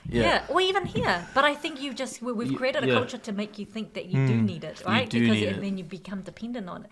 So I love how you're already questioning yourself, like, man, do I really need to do this, or can I do this passion and spend half time more there time and on then that? more time, So and then you already started coming up with ideas of how you were going to be able to do it. Like, do we really need this Netflix? Because yes, my income might reduce at work, but then that means that I just have to cut out all these other luxuries or complexities, I call it, as of things that you're going to need, and it might just be for a short time, because your goal might then be to build up the podcast and the podcast and the passion in the podcast, right? So that's So I'm a financial life coach, and so that's what I do is really helping people uncover the fact that we waste so much money on so much unnecessary things that you can actually save money and find money without even having to get an extra job, and just by looking at your spending. So if you just change the way you spend your money, you can actually I call it just even earn money. You're making money by just saving it. reevaluating how you're currently living and where your money's going. So that's you're already getting there. You're halfway there. You're I reckon halfway there. Keep Because Because pursuing you've already that. got the idea, right? Keep And pursuing if you that, want to, and and question like it. anything, if you want something to grow, you're gonna figure it out. And if you've already started figuring it out, yeah, it's just following through. Keep continuing to follow through with it, right? All the little adjustments all those little portions that I say, it's like removing all these little portions or getting over these little portions. Yeah, I think that's the trick too of people, because it's not only me. A lot of people think like me. I think wanting to get out of their 9 to 5 and doing something meaningful. Yeah. Like still want to pay the bills, but do something meaningful at the same time. But I think that's the crossroads we get to, and then it's like we don't want to turn. It's like we get to the crossroads. Okay, we know what to do. Well, why am I not doing it? It's everything. Hey, everybody's at their crossroad, man. They know what to do, but they but they you just- don't do it. yeah. It's I just can't do it for some reason. But don't be scared. You can. yeah, because it's like it's like me and the word yes and no. I am not afraid of people saying no to me. It's like one of these smallest words. It's got 2 letters, and people are afraid of it. I have no fear of someone saying no to me, but I will try and keep going forward and say, oh yeah, until I probably get the answer I want. But if it's still no, then I just walk away or find someone else that will give me the answer that I'm looking for. But the same, mate, when you get to that, bro, it's there. Take it. If it doesn't work, well, you'll find another avenue of getting it, right? Yeah. Yeah, it's all just what is it? Well, how would you say? Just your limiting sort of belief. Limiting beliefs. Yeah. It's your limiting beliefs. So the reason why you're probably not doing, a part of you knows you should be doing something, but you're not doing it. Well, it's because the stem of it, the root of it is because you do have limiting beliefs that's stopping you from actually pursuing whatever it is you're going for. So this is where as a coach, we uncover this sort of stuff. And because I did I'm a certified NLP coach as well. So that's getting into the brains and getting to the whole beliefs and ideas in your psyche to actually go deep and make you realize help people realize far out. Okay, so it was my belief that maybe I thought I wasn't good enough to go into this track, and so that's why I didn't pursue it, because this place was safe. And so because you've always been doing it all the time, your brain's gonna think that this is the way. But when you try something new, your brain's automatically like, oh my god, what is this? Like turn back, I don't know this, and you're feeling anxious. You start feeling nervous, feeling stressed, and then you think, okay, maybe this isn't the way. Then you come back to what's comfortable. So when you're pursuing something new, it's about getting your brain used to the whole idea of, okay, what attaching it to the purpose, the meaning, the will behind why you're doing what you're that piece. The bigger goal, right? Because you have a goal, it's there. It's just working towards it, right? Yeah. And there are those little speed bumps that doubt, the doubt sets in, because that's all it is, all it is, it's doubt. Doubt. And so if you keep just doubting it, it just gets longer and longer. That dream that you're chasing is further and further away. Your journey is a bit long. Whereas if you just say, oh no, okay, let's try it. And if it doesn't work, okay, let's figure out another way. Like when you're saying that, I'm in this space now, and you said it didn't start like this, but it's here now, right? So say, why isn't it going to be more than this? Right. Because you already know, because you've proved it. You already had the idea, you started it. It wasn't like this, but now we've got headphones on and we've got mics. It wasn't like this at the start, right? Yeah, it's just the progression of it. It's just that goal, and you just those little portions. Continuing to put your focus on this, and then it'll naturally grow, right? This is why I wanted you guys to talk to you guys, because I don't know if you guys thought we were going to talk about your travels, but for me, it's more than that travels. It's what you guys learn and how you guys bring it back to New Zealand and bring it back to the way you live. Because I feel like for our people, especially blue collar workers, even working in corporate, it's still the same. Yeah. Still 9 to 5. Yeah. You're still working under someone, and you're working for someone you're working on their dream, not your own dream. Exactly. You just went to school and went to uni to learn about this profession that you should make it your own. Yeah. Be your own boss. Be your own boss. Yep. Like if you continue to work with someone, then that's their dream, your boss's dream, not your own, kind of thing. So there's that. With me, trying to move to the next stage, it's like the work that you've put in that got you to this place. That's what you rely on. Yep. that's what you rely on, because that's your confidence that you can do it. Because you put the hours into it. Yeah. You put the work in. Yep. You know, so that's your. If you doubt, then don't doubt, because Go back think to about that. the work you did. Yeah. Yeah. That's like I was saying. It didn't Think start about the like this, progress right? you've It's, made. you've Yeah. gotten it to here now, right? And you just keep going in that direction. Yeah? You just keep. And if that hitting motivates you, you know, the idea of, I think of where I am, like, imagine. keep using that. Keep You- using that as each the time you drive. doubt yourself when you're trying something, you know, if adding further or expanding this podcast business is that far out, you know, like, go back to, you know, this is just part of the process of change, of new, of And I'm growing. sure there are moments where when you're thinking about this, you probably come and sit in here and you look around, and the reminder that I've got it here. It can go more. It can be bigger. It can Hard out. expand. Absolutely. Because that's what it is, man. The dream, right? Is you, and it all goes back to you, right? Like the whole looking after yourself. If you come back here and you just truly think deep in yourself and the things you want to achieve, you'll achieve them. Like I never thought I always thought that I'd see Messi play at Naukasako. I didn't know, and Aimee was like, Bill had no idea how he was going to get there, but it happened. Yeah. Because the idea was there. I didn't know how to work towards it. It just, I knew that was the goal. And sometimes if you stress yourself too much of the how am I going to get there, you can overwhelm yourself and then you won't get there because you're like, oh shit, that was hard. But if you just keep focusing on that, I'm going to get there. I'm going to get there. Because sometimes it's the doing, eh? It's the jumping in Ideas deep will end. come. Because that's where the resilience comes from, eh? Because we're survivors, right? We're survivors, and we adapt to whatever life gives you. Yep. You know, and sometimes that adaptation lets you figure it out. Like, see, if I quit my job and just did this, then I got no choice but to Make it happen. to pay the bills, right? Exactly. So I gotta make that happen. So I gotta jump. I gotta Exactly. So all that energy, jump.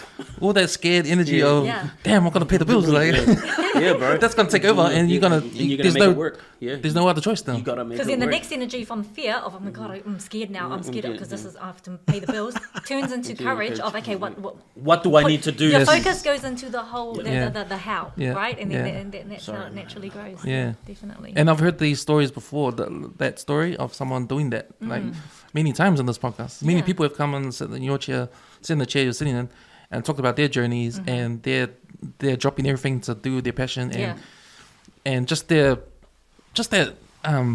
having no fear to do it, but scared that the unknown. Yeah, yes. But sometimes yeah, the unknown can bring out the best of you. Yes, You know, yes. Embracing the unknown Yeah. is what we all need to do more of. Yeah. and that's what you guys did when you went around the world. Yes, yeah, that's what You it taught us. Yeah, is embrace the unknown. It's amazing you actually bring that up because my friend was always asking me about the fear factor of traveling and not knowing, like, because he was always thinking, man, how can you like take your family, like, to a complete different environment where you don't speak the language, you don't know anyone? How is that not? How are you not scared? I was like, well, I'm not taking my family to places where I'm gonna get hurt, right? That's not the intention. The intention is just to go and enjoy. But yeah, he still couldn't go past the fear of not knowing anyone, not being able to speak, and rather than looking at the idea of the human factor of life, we're going and putting ourselves with other humans. We will adapt. Taking that risk. Taking the risk, not looking at the fear. And we remember what our ancestors and all the people that, you know, again, came colonized different countries, that they went into the unknown. They didn't know what was on the other side, Exactly. right? And, then Glorious, and man. look at what they've achieved and, Exactly. and evolved into. So again, it's bringing that mindset into what Fear you're is currently just a doing. feeling, right? And you choose to be happy or choose to be sad. Don't ever choose to have fear, because fear will just hide you away from the goals you're wanting to achieve, right? Yep, it so does. Yeah.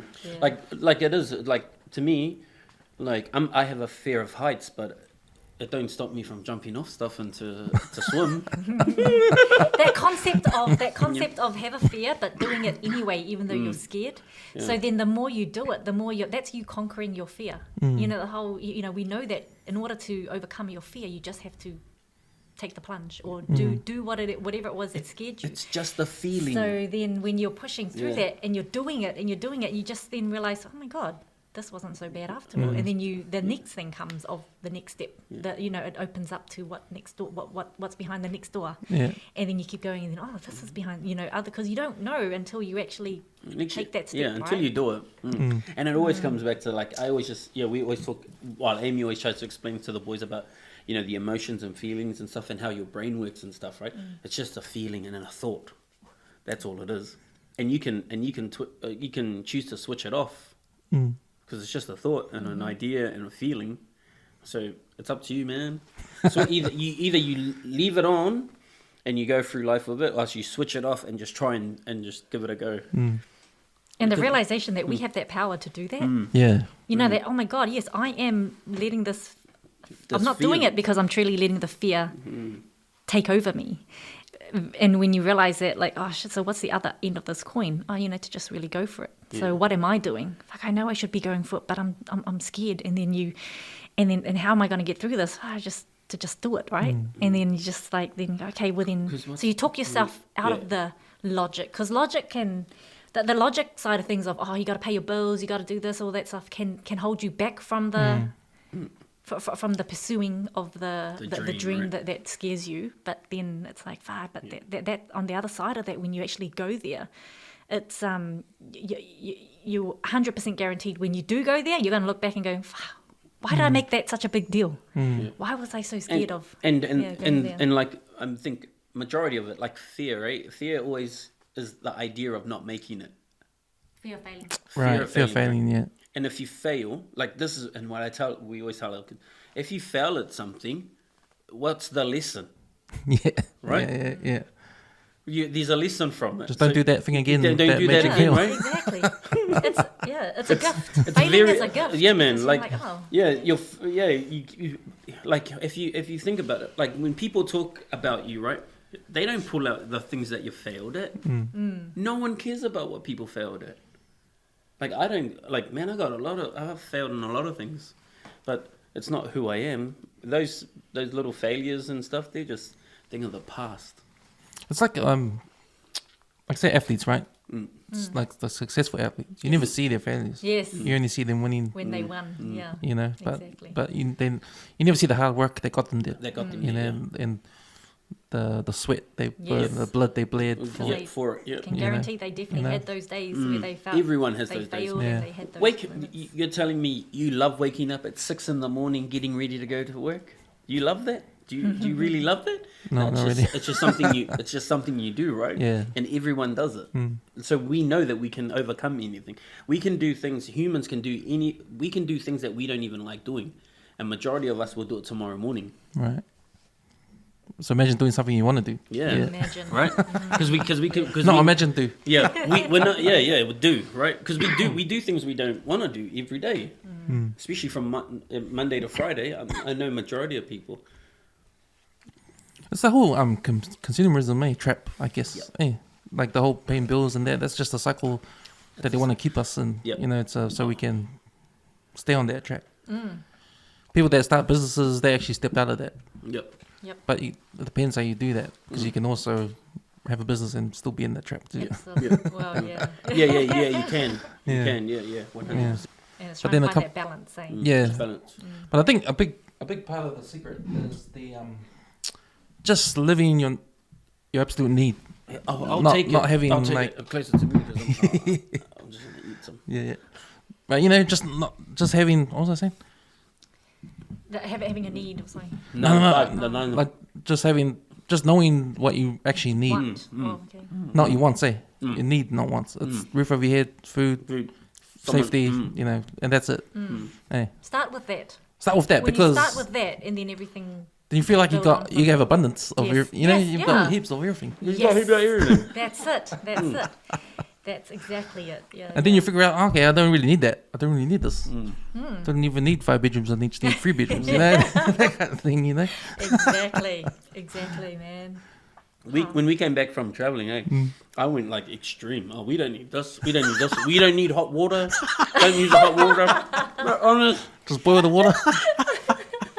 We don't need TVs. We don't need seriously. We came back with you should see our house will cut. See, I get that. Like we realized while we were traveling, we were washing all our plates with cold water. There was no hot water in the majority of the places. I was like, hang on, so we don't need hot water to like wash stuff with? We can just use cold water? You know, there's a lot of things that we like let go of. Like, That was like in Samoa, we use cold water to wash dishes, but that's when I first found out, you actually can wash dishes with cold water. Yeah. Actually can. And chicken. What about she was shocked because my auntie took a chicken out of the fridge and just left it out in the sun. That's for tonight. Tonight, that's like 6 hours away. Let's go have dinner tonight. What? That's 6 hours away. Yep. Yeah, absolutely. So what's happening now? You guys gonna wait till the kids grow up a bit and finish school and go back? Have you done you weren't gonna do the America's trip, eh? Route 66, east to west. Yeah. I want to ride a Harley across some of it. So Yeah. I don't think it is Route 66 anymore. Eh? It's highway. yeah. So there's still that route, but majority of it is because they've built bigger highways, bypasses with the little towns and stuff. But you can still ride through it and drive through it. Yeah, I think that's definitely something we want to do. But I think for us, it's more Bill and I. We love going places that's different. Right. Like so cultures like so South America is enticing to us, and You guys didn't go there that time? no, we didn't. Yeah. And just It's- more of yeah. Africa, I think. It's so people might think that 3.5 years is a long time. The world is a massive So place, big. and if you're really gonna like indulge in culture, you're not gonna do it in like a month. Even we realized that staying a month in a country was not long enough. So that's how we like to travel. We like to sit in a place and immerse ourselves. 1 to 3 months, I think, is a good. It's a time. good place for a wow. country. Yeah. Otherwise you're just bypassing a lot of things and you're just seeing like buildings, food, but not actually knowing The people. the people. And the culture. Yeah. I like Spain how they do it with because they eat late. They were there. The restaurants open late. Eh? Yep.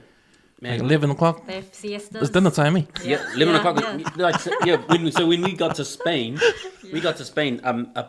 so our friend, we actually met them volunteering in Myanmar. He came to meet us and I was like, oh man, our bus doesn't get into Barcelona till like 10 o'clock. It's quite late. And he's like, oh no, that's fine. I was like, oh really? He goes, yeah. Getting there. And then we went out for dinner and like everyone was out eating. I was like, oh, Javier, is this normal? He goes, yeah, we usually eat our dinner around 10 to 11. So we're out. I was like, oh, okay, so, because, yeah, Bill, that's why I said it's not a problem. It's perfect timing. You'll get here for dinner. I was like, oh, wow, yeah. And then they go home and siesta, like rest. And, yeah, man, it's good. But, yeah, that's like that's the cultural element that's like that they've kept, right? And, I mean, when you live in Spain, it's their culture. And that's and that's one of the things we realized. Oh, sorry, did you? No, want to go. say something? One of the things we realized was that whole importance of humans adapting. So you know how eating late. I don't know if you've heard, but a lot of scientists and doctors say try to eat before 5 or a few hours before you go to bed, right? Like I think they try to say 5, 6, and then so you got time to digest and actually you can sleep better.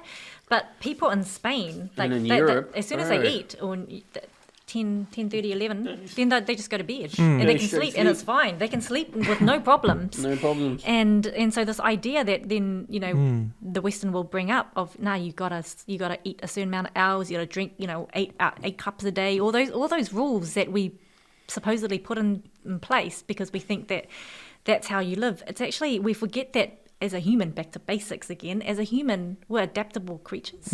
So we just our bodies will adapt to whatever it is that we feed ourselves over time in the environment and the how you live, Especially with those fad diets that they come up with. They look at other countries, see what they do. Like I think they looked at Italy because they eat a lot of olive oil and pasta. You know how they say pasta too much carbohydrates make you fat. Yeah. But they look at Italy, hey, these guys have it every day, and they're not. Yeah, exactly. So they're like, oh, maybe that's the diet, and then they switch. Then they switch. And they say that's the way. But then they say, nah, it's too much carbs. Yes. Carbs here, but maybe it's because we're Kiwis different. Yeah. Genetically, genes play a part in your diet, right? Yeah. And if you're naturally a big person, like us Polynesians, obviously this is the one thing that shocked me. When I went to Tuvalu, I was thinking, how have we gone so far? Everyone here can't climb coconut trees, everyone's overweight here, and everyone in Tuvalu was a little bit more healthier, right? And that was because of the environment they lived in.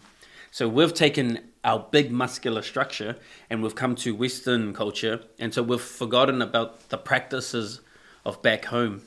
You know, we didn't drive around cars; everyone was walking and stuff, right? But all we've done is we've indulged in the food that that's provided here, and like rather like back home. Like there was a lot of food and the food was yum and stuff. But yeah, that was our diet and it suited our physique back home, and because we were doing like physical activity. So that's the problem, eh? We've let go of that culture, or like living in Samoa or in Tuvalu, and we've come to New Zealand and it's a whole different environment, and we haven't adapted ourselves quite well enough, you know, like, and that's why there's the health problems and stuff. Whereas like in Spain, when you go there, it's Spain, that's their culture, they eat and sleep, but all the other areas of their diet and their lifestyle suits. Whereas we've come from Polynesia and left our practices and just come in overindulge. Oh yeah, man, we got supermarkets, but whereas back home, you'd have to go to the plantation, dig up your food, go feed your pigs, feed your chickens, climb the coconut tree, you know? And that's why when you go to islands, they're all skinny. Yeah, Yes, I know. yeah. And that's what I was saying. That's what I was going to get to. I was like, why are they skinny and we... Exactly. Yeah. But even in Samoa, like you can actually tell, because in Samoa, when you get up here in town, you see a lot of big people. Yeah.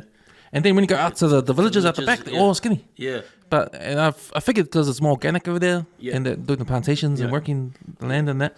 In town, it's more like, it's more westernized. Yeah, So it's yeah. more processed food. Yes. Yeah, definitely. You know, you're probably not going to do the plantation Yeah.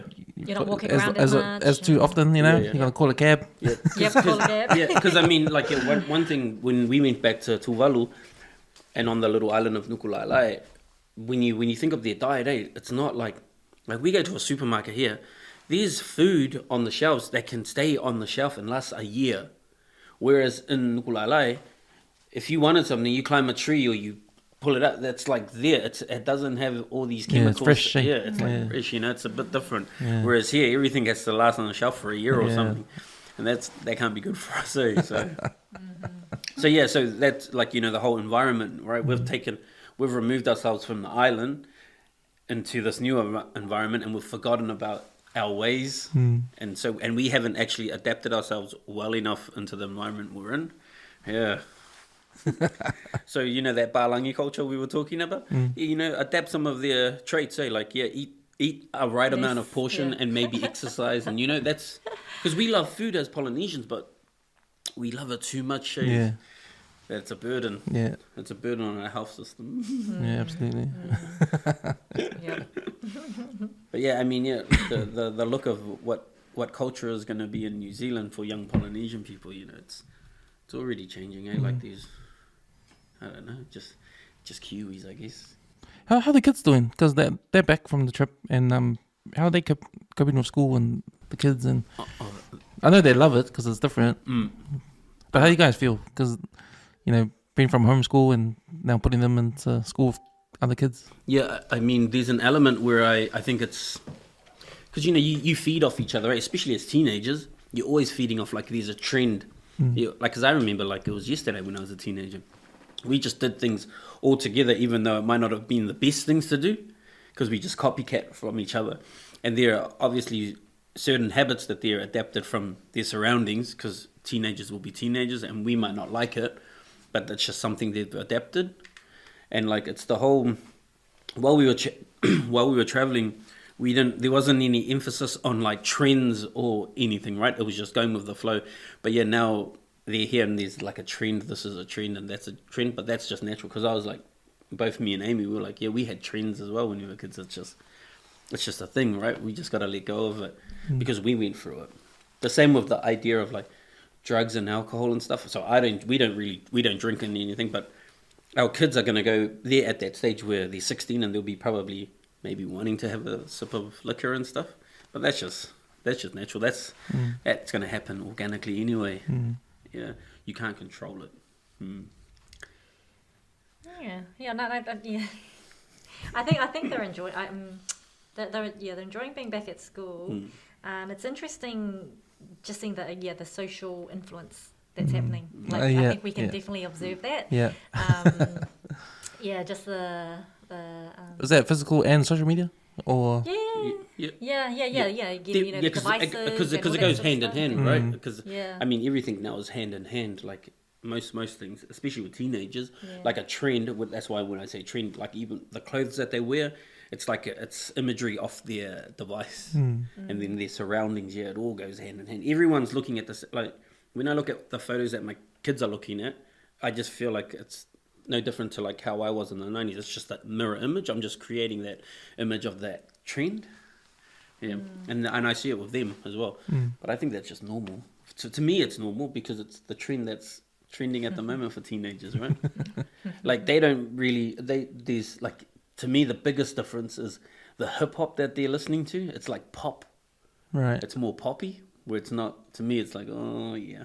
Well, everything, right? Like it's like the music they're listening to, the trends they're getting into. Like we don't. We're thinking, huh? What the Why? hell? What the? Different, Right? It's different. So it's letting that go and Like- realizing like, oh yeah, okay, this is their time. There Like, was- probably the music we listen to, our parents might have been like, what is this? Yeah. You know? Yeah, I mean, I got a hiding for listening to when I brought Hip-hop and rap the and- Tupac "Hit 'Em Up" single. Listen to this. Oh, Yeah. So Yeah. for us, I think it's just learning to let go of this is their stage of growth and as a teenager, and just letting them go with the flow and letting them figure it out for themselves, Yeah. right? Yeah. Because that's what you guys don't figure it out for yourself. So you're going to figure it out for yourself. Yeah, and that's what I mean. Like, you know, it's no different to the mirror that I was like when I was listening to like Bone Thugs and all that. I was wearing army pants. Why? Because Bone Thugs and Harmony were wearing army pants, and that's what I'm saying. It's like no different. It's just the music's what's to me. I just think like the music's a little bit. You know what's funny? off. Like we say to our kids, we don't understand the music, but it's still hip hop, eh? Yeah, it's still the same hip-hop. genre. Yeah, it's still. It is. But it sounds different to It's us. just different, yeah. And it's funny because when I sing along to something that the boys are trending on TikTok, oh Dad, do you know this? I was like, yeah, because I'm still listening to hip hop. It's still hip hop. It's just changed, like you know. Yeah. Like, yeah. But yeah, so yeah. Now we've. I mean, I was a teenager. I did things that my mum didn't obviously like. And my kids will do things that I don't like, and that's just the way of life. Like, I've come to understand that. Yeah. No, they're awesome. They're awesome boys. They're really they're Yeah. great in terms of yeah. They are lovely kids. we are very like. We're very lucky. It was funny because when we were deciding to have kids, like I always used to tell Aimee, man, I was such a naughty kid, man. I'm sure like They're going to be it's naughty. payback. It's payback. Payback. And that's what I was saying, man. And then I got these two beautiful kids, and I was like, wow, what a blessing. So. Like they cook, they clean. so it wasn't they payback? Really No, paid it wasn't payback. What it taught me was like the idea that because I was so naughty I wasn't so naughty. I was naughty as a kid. I always thought, man, my kids are going to be naughty and it's going to be a test on how I handle it. But it was the opposite, right? It was the compassion that I got. Like so, that's the good deed that God sort of, if you want to, good deed for me to like see my kids and like. Just appreciate it, yeah, because they're nothing like me, and they're nothing like their mum. They're just their own unique little people, but they're just real lovely. I love them. They're amazing. They've made me a better dad for sure, a better person, I should say, not so much a dad. Yeah, Probably be cool if maybe they finish school and they want to go in their OE. See, Oh, hey guys, the funny I thing want to go to my OE. The funny thing is, we told them that was almost one of our prerequisites of Right. when they finish school. We're actually going to send them on an OE for a year. for a year by themselves, and they have to figure out like we're going to give them a budget, and they're going to have to make that budget work for 1 year. So we told them that, but Right now, whether that's going to happen or not, I don't yeah. know. But that was our plan. We're like, Yeah. don't go to university. This is Yeah. this Yeah, is this- gonna don't go to change university. the ideas of Yeah. most people, right? People are going to be like, what? Telling your Yeah. kids not to go uni. So we wanted them to go straight because I mean at high school there's enough learning, right? You're always worried about exams. Oh, I gotta pass my exam. Okay, after high school, go away for a year, discover yourself of who you are, right, on your own. Because even though you might say, oh man, they've done a lot of traveling. Yeah, they've done a lot of traveling through a mum and dad's eyes. They haven't traveled the world through their own eyes. So that's the opportunity we want to give them to really like soul search, like figure out who they are and what they want to be. And if they want to come back and study, then they can do that. Because they'll probably know what they want to do. Yeah, it's And that time. they'll actually go do a course which helps them be what they want it to be. Exactly, You know, exactly. some people go to university they don't know what to do. They just get the paper just to give them opportunities, but they still don't know what to do. No. that's And then you're stuck in the job. Yes, 10 and years then they're later, not even happy. man, I hate this job. Yeah. Why? Because they never did what they wanted to do. They just never fell wanted into to the do, system. I like fell into the system. They weren't willing to get the hiding, and that's what I always say. I always say, man, like if you know what you want and things that make you happy, just do it regardless of what everyone else thinks or what the outcome on you. As long as you're willing to accept that, I'm doing this for a reason. The bigger picture is for you, and that's how I sort of try to live my life. Everything's for me. This life is for me. It's not for anyone else. And so that's what I'd like for my kids to do. I sort of have the same thinking for my kid. I want to go do his OE before university, but I tell him, you know what, go do a bar course for 6 weeks and then go overseas because you can get any job you want. Yeah, that's right. Man, we Go to the UK, get a bar job, yep, you're sweet. sort of Come back. yeah. But yeah, man, you just gotta. One thing we need to do is like as parents is let go of our kids, man. Let them be adults. Let them find themselves. This is one thing. Like I see it in my family, especially. Just what are you holding on for, man? Let people be. Explore. So I'm very I'm actually very different to majority of my family. And the way I think. Even my sisters knew this because of the whole hiding. But what, you're gonna get hiding here? But I can stay at the park for like another whole hour. Well, that's breaking the cycle. Breaking the cycle. You need someone to break the cycle. It's that questioning status quo, right? And then really asking yourself and removing, like I always say, this is what we try to do all the time, is we're trying to remove the shoulds of life, like of the things that I should. Stop telling yourself I should do this and I have to do this, and replace it with I get to. And then from there you start to truly get, you appreciate what you're doing. First off, you change the way, even if you're doing the same thing, you change the way you're doing. You look at how you're doing it. But then you get to also just experience life like in such a way where you're just appreciative of everything, because you realize, I get to take my mum to the doctors, or I get to go to work, or I get all this stuff, like it's again that positive outlook, that changing your looking for the good in everything. Just gotta look, if you look, you will find. It's simple analogies, and sometimes we think, you make it sound so simple. Yeah, a lot of people. It's like, but it is, But right? it is. If you listen to the words that we're saying, it's actually really simple. I know, and even if you just ask yourself, fuck, they sound so simple, but it's so effective. Like if you do it, right? Like that whole, again, chasing, like doing what you love, putting your passion first. Always, That's it. Just do it. Just do it. It's so simple. Just do it. Just Nike. Just Nike. Yeah, just do it. Just do it, man. Just do it. No, because that's all we have to do, And because what else is gonna happen if you don't do it? The unknown, And then the what ifs. When Lily told me about you guys' story and he said he got you guys to come on the podcast, the first thing I thought about was, man, what an inspiration, because you told me your grandmother passed away, then that was the spark to get you overseas for I think he said 5 years, but was it 3 years? Yeah, 3.5. 3.5 years. Well, the plan was don't know. So we didn't. We didn't go with the. We didn't intention to come back. Oh, okay. So it was just like continuous travel, and we will make it because there's a will, there's a way, right? And so we only came back because of COVID.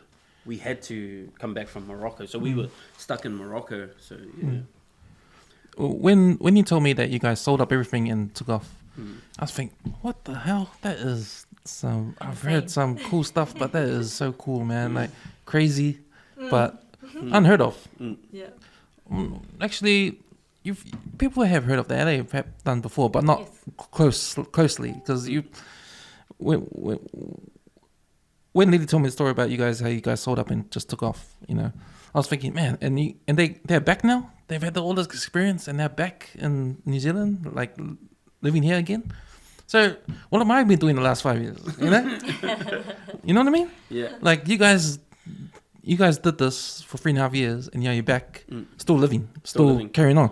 And it's like, okay, my last 5 years I was still doing the same shit, you know, same stuff, and why didn't I do that? Yeah. Like, why didn't everyone else do that? Yeah. You guys proven that you can go and come back and just have these memories and this experience Continue and come with back life. and continue on. Yeah, because Continue on with the rat race, but don't even live in the rat race. Yeah, like You know? the idea of what you have now is always going to be here, right? You always. This is like if you fly away to Samoa tomorrow, and come back in a week, New Zealand and the place you're in is always going to be here. So like when people were asking me, man, so you're going to leave everything? What do you mean leave everything? I can come back here. This is my home. Yeah. I'm going to see things because New Zealand's always like. Well, if I come back, you mean everything's going to be gone? What am I? I'm not leaving it. I'm just going. I'm coming back to the same thing. And it was like when we came back, that's what we noticed. Hey, like wow, Nothing's changed, eh? Nothing's changed. Nothing's People changed. are still the same. Everything's the same. There might be new roads. There was a tunnel. There was a tunnel. Supermarkets and stuff like that. But apart from that, right? Like everything is the same. Because I don't know if you remember that movie, Total Recall. Oh yes. How Arnold got the memories of his trip to Mars and that was it. Yeah. But see, it was just those memories. But you guys actually did it. Yeah. You know, but he got the memories and he's back in the world. Back in the he's a spoken wheel still turning, you know. But that, it's like people can do it. It can be done. Man. Absolutely. You know? There's so many more families out there that are doing it as well. Like I think there's we never knew actually anything about this when we decided to travel. Was that there actually is a community of families traveling all the time and doing this. So we only discovered this halfway into our travels that actually there's a community, and that's where we started learning and getting to know that community and stuff as well. And we're like, wow, there's actually so many other families doing this. So yeah, we didn't we didn't come up with the idea. We just wanted to do it. We just wanted to do it, and then realizing, oh my god, there is. We're not the only crazy ones, like kind of thing. Like, we're not the only ones, man. It's amazing. Like, and it was desire, it was so happy to hear that there were other parents or other families out there doing this. I was like, man, like, because they're only experiencing what we're experiencing. Like it's easy to say that, okay, I've been to New York City and someone else has been to, but when you talk about like a whole family traveling and experiencing places, and then you hear another family, it's different because you have like these connections. Like, man, those parents are going through the same things that we're doing. We're carrying young humans and educating them about the world and how everything. It's a little bit different. It's nice because while we were traveling, we met backpackers and they would tell us, oh, they did this and did this, and I was like, it's amazing you've seen it, but like, to hear of, we never got the opportunity to come across another family, but it's just nice that Aimee was like, oh, this family's here, because it was more relatable to us because we knew that there was another family doing exactly what we were doing. It's just nice. It's just a really nice feeling. And man, like, if I was in charge of the government, I would make like a specific fund for families to go out and travel, and just have a criteria of what how much it would actually grow, because then they'll come back and they'll probably like do more for the country. They'll be better. Probably stop buying stuff. Actually, speaking of that, Japan, I just found this out, but Japan actually has a criteria for all their students that they have to leave do an overseas experience. experience. During it's primary a school. requirement. They have to. Yeah. So I was like, or wow, schooling. that's some requirement. like imagine we did that for all our kids to get them to step outside their comfort zones. And That's another cool thing about traveling to different countries, getting to know their systems and the way they live. Because then you think about back home and go, man, I wish we had that. You know, you come across it all the time. Man, why don't we have this? Well, we got one Costco's. What? And you know, I have never been to Costco's. Have you been to the Costco's? Yeah. It hasn't been like a drive to want to go to Costco's. Like everyone's like, oh, have you guys been to the new Costco's? Like, no, not really. Pack and Save's good enough. I recommend Pack and Save in Westgate though. Oh, I know. It's cheaper than the other Pack and Saves. I heard. Because of Costco. Because of Costco. Yeah. They're trying to match up. Oh, wow. You know, but going back to men. So, will you travel have you traveled like long distance traveling with your family? Like, no, with my family. By myself. By yourself? I've been to the farthest I've been is Indonesia. Oh yeah. Yeah, that's the farthest. You know how you brought up that question. Why? You guys proved that you could do traveling with as a family. Why don't like it shows us all that, you know, shows people that you can do it. So the question I always try to question people is why not? Yeah. Like, why don't you? What is it that? What is it that you wouldn't take the time out to spend like quality time with your family? Yeah, I think it is that rat race thing, Because when I look at my family in Samoa, when I went over, I stayed with my cousin there, and he's got a family, and it's like they're not even working. You know, they're working but not working. Yeah. And families all around 24/7, Yeah. and you live in like, you know, and all the families there. Yeah. And when you work, you know, because when I was in the office, I was in the architecture firm over there in Apia. It was night work. It was just relax. Yeah. Relax. Yeah. The work will get done. You when know? it gets done. Yeah. When There, the time there was is- deadlines, but no deadlines. You know, Yeah. there's deadlines, but then when the deadline came, it didn't matter. You know, Yeah. you know, no one does any. Man, like I said, it took me 2 weeks to get all my admin done, Yeah. bank accounts and Yeah. Yeah. IRD and all that kind of stuff over there, because you know, no one. It's like that wasn't a priority. Nothing is a priority. Yeah. You know, Yeah. There is no priority. there's no priority. You know, and just relax there, and you know, it's just different, eh? Yeah, and I think that's all we probably need. We can learn from the Pacific. You know. Bringing a balance. Bringing Yeah, a balance. bringing a I think, balance. is Yeah, it. bringing a Yeah. balance is definitely key. But I think if everyone finds some sort of balance in their lives, 'cause balance is different for everyone, right?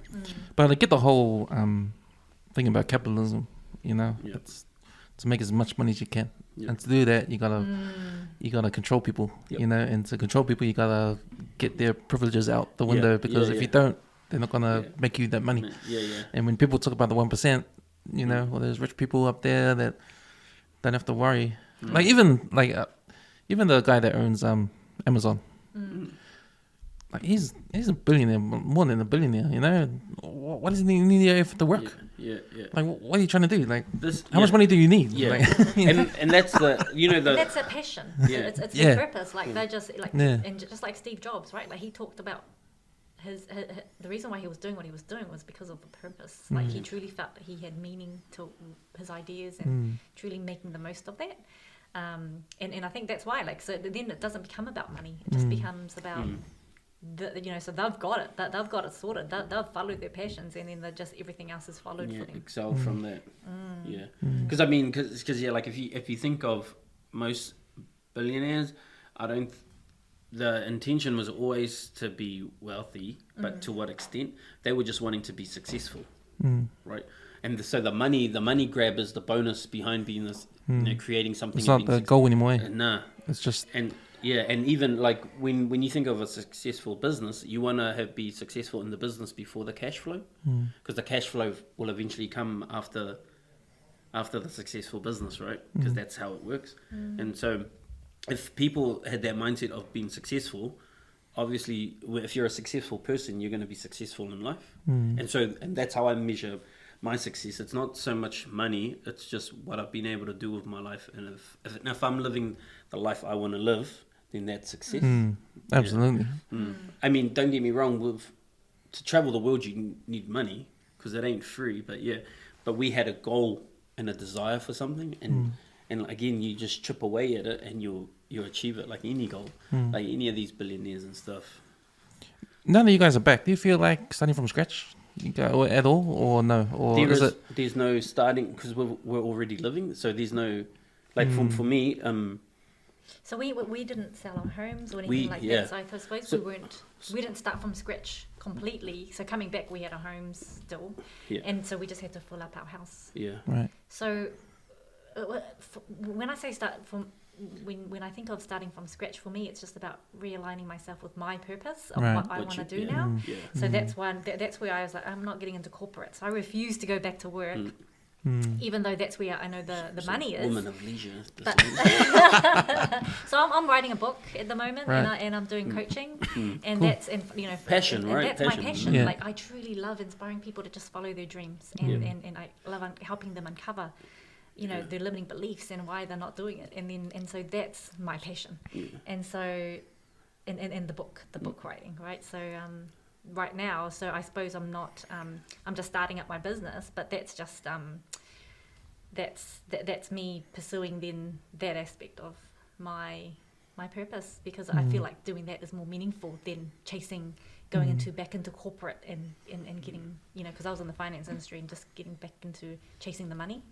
So I'm no longer doing that. So that's for me starting from scratch. So that's my blank canvas. Yeah. So in 2017, like we stopped chasing the money. So we've stopped chasing the money now. It's all about just enjoying life and just helping where we can as we go. Yeah, more than anything. That's our sort of service. Is when we travelled, right?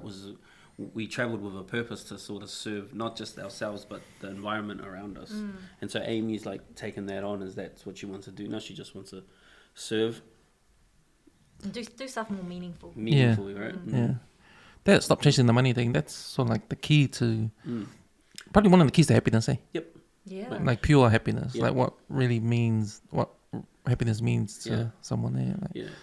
Like, yeah, of course, everyone wants to be rich and win lotto and not work anymore, but but real happiness when you don't have that. When you don't have that luxury of winning lotto and all that stuff. You have nothing. When you have nothing, and And because to be still happy, that's true happiness. Yeah. you guys witnessed it around the world. Yeah. You witnessed we firsthand. experienced It was Firsthand. Firsthand. Like when, like me, I always thought about, I got to make myself happy, look after myself. I'm number one, and it was always about being happy, right? That was the idea of me, like going through life, making sure that I was happy. And then, obviously, when you get older and you work and stuff, you're still living this happy life. But then you start to travel, and then when you travel and you see all these other people that are happy, and they have nothing, they don't have the material things that you have, but they're happy, and like, oh wow, I was very fortunate. I was like extra happy because I had these things, but not really, because the happiness was always inner, right? It always came from inside of me, and that's why my outlook on life has always sort of been like this. That choice of happiness, like you choose what you want and you go get it, and that's it. And that's, to me, is happiness. That's me just fulfilling what I choose to do. So, what advice would you have for families that wanna have a goal the same as you guys? Like, say a family that's saw your journey on social media and thought, man, we should do the same thing. Like, What's that advice? yeah, like I would think like Nike, just do it. just do it. Yeah, just do it. First of all, if the idea is in their mind, right? So they've already committed with the idea, because everything starts with an idea. Like, pursue the idea. If the idea is already, if you've wasted, like, because I'm gonna use the word, if you've wasted time on an idea, then follow through with it, because it's time that you've wasted on it.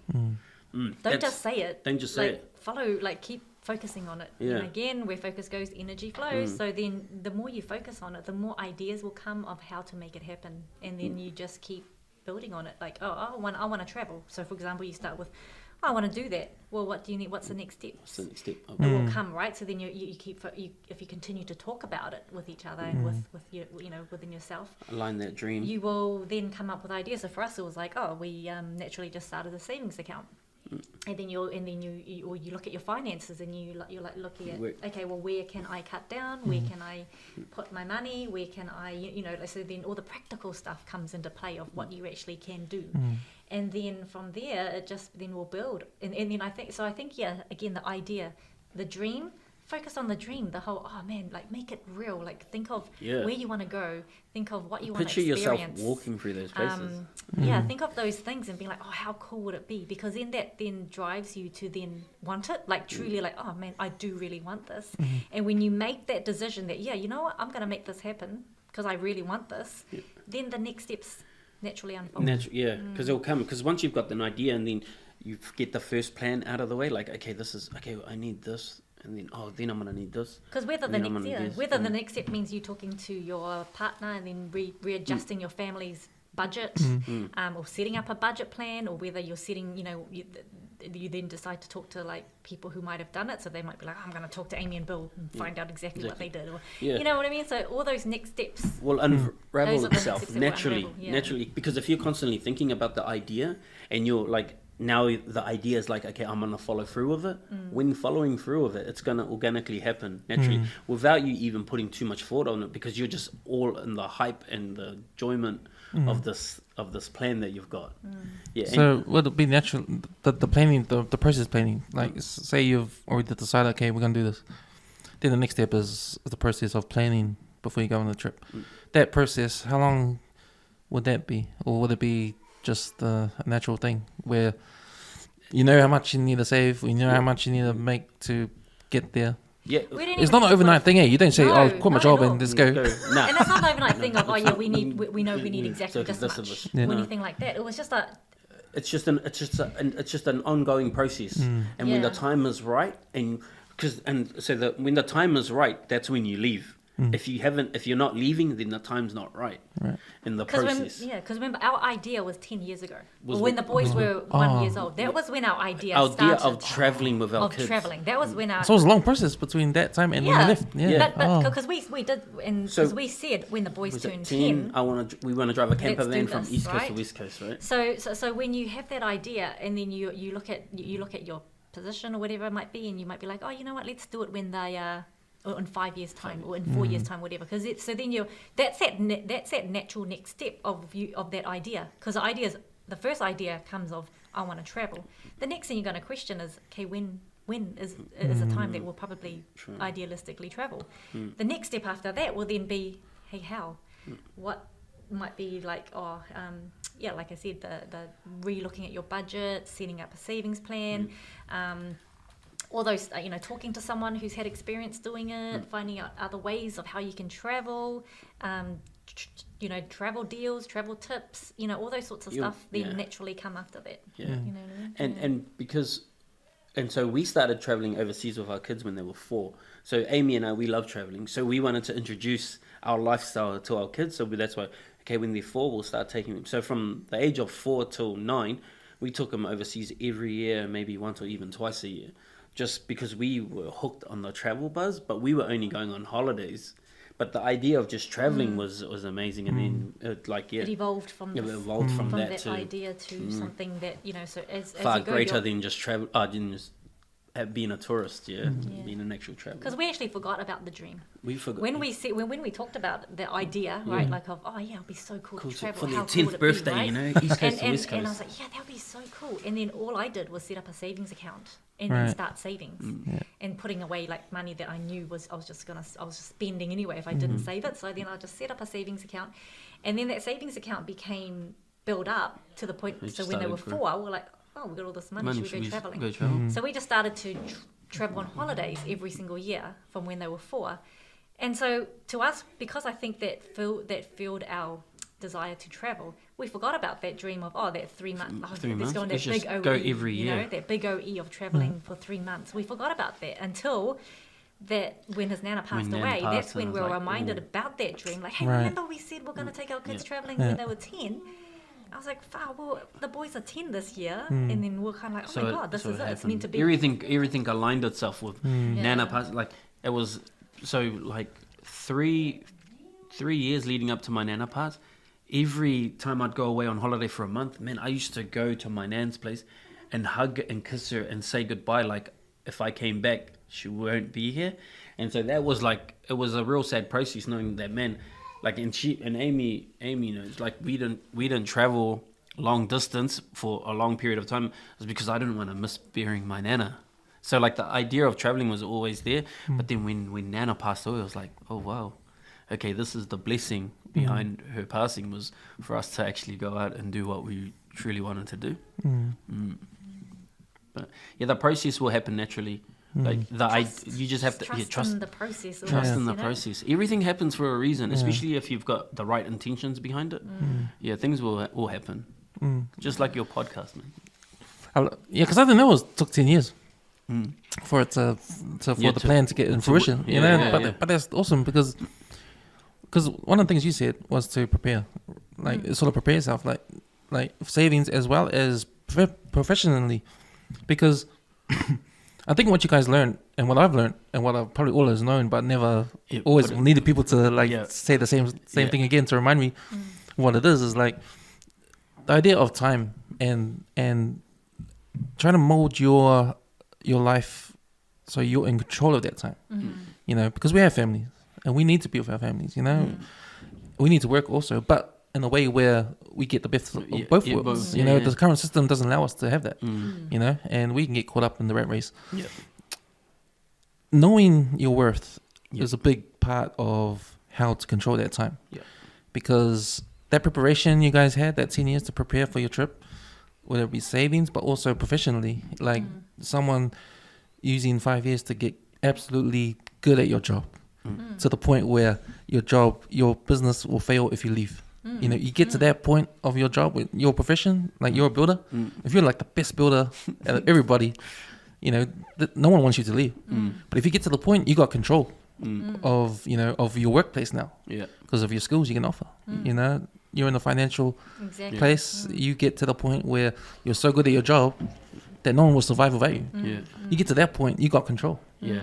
And then it's using that, using your skills, Using it that as leverage. yeah, exactly. Yeah. I mean, like to control that part of your life, the working life. If you're creating the best version of yourself or being the best, and like when I say best, like happiness is like, man, like I can't get it. I always talk about making sure you look after yourself first, because if you look after yourself first, you can do whatever the fuck you want to do, man. And that comes back to our conversation before about looking after yourself. You know, you want to be the best version of yourself professionally, you know, because you're going to help your family. Yeah. And that's exactly what you guys did. And I think that's a secret into like trying to control your time in this world, you know, with what we have to deal with life, you know. And yeah, man, I think you guys found the way of traveling. You know, you found the way of living on your travels and come back and they're implementing it, you know, from what you experience, what you learn, and what you're going to give to your kids, and what you give to yourselves living back in New Zealand, and all your friends and family that see you guys how you live, and now they can see you guys know what's really important in life, what you value the most, what is not really. What doesn't matter? Those things that don't matter, that everyone else thinks that matters. You know, and it's just awesome, man. Awesome that you guys have done it and telling me about it, and me learning from you guys. The whole so inspiring, man. I'm like, okay, I want to quit my job. Quit your job, full-time podcaster. What is it? Yeah, just man, you know, like honestly, if you were really serious, you'd approach your work and say, hey, man, can I like. Is there a way of doing a role, like part-time role or something, or, you know, like, because you'll figure it out, man. If you truly want to do something, you'll figure it out. But yeah, it always goes back to like your self-worth. Like I always put myself first before anything, before money, before everything. My happiness is more important.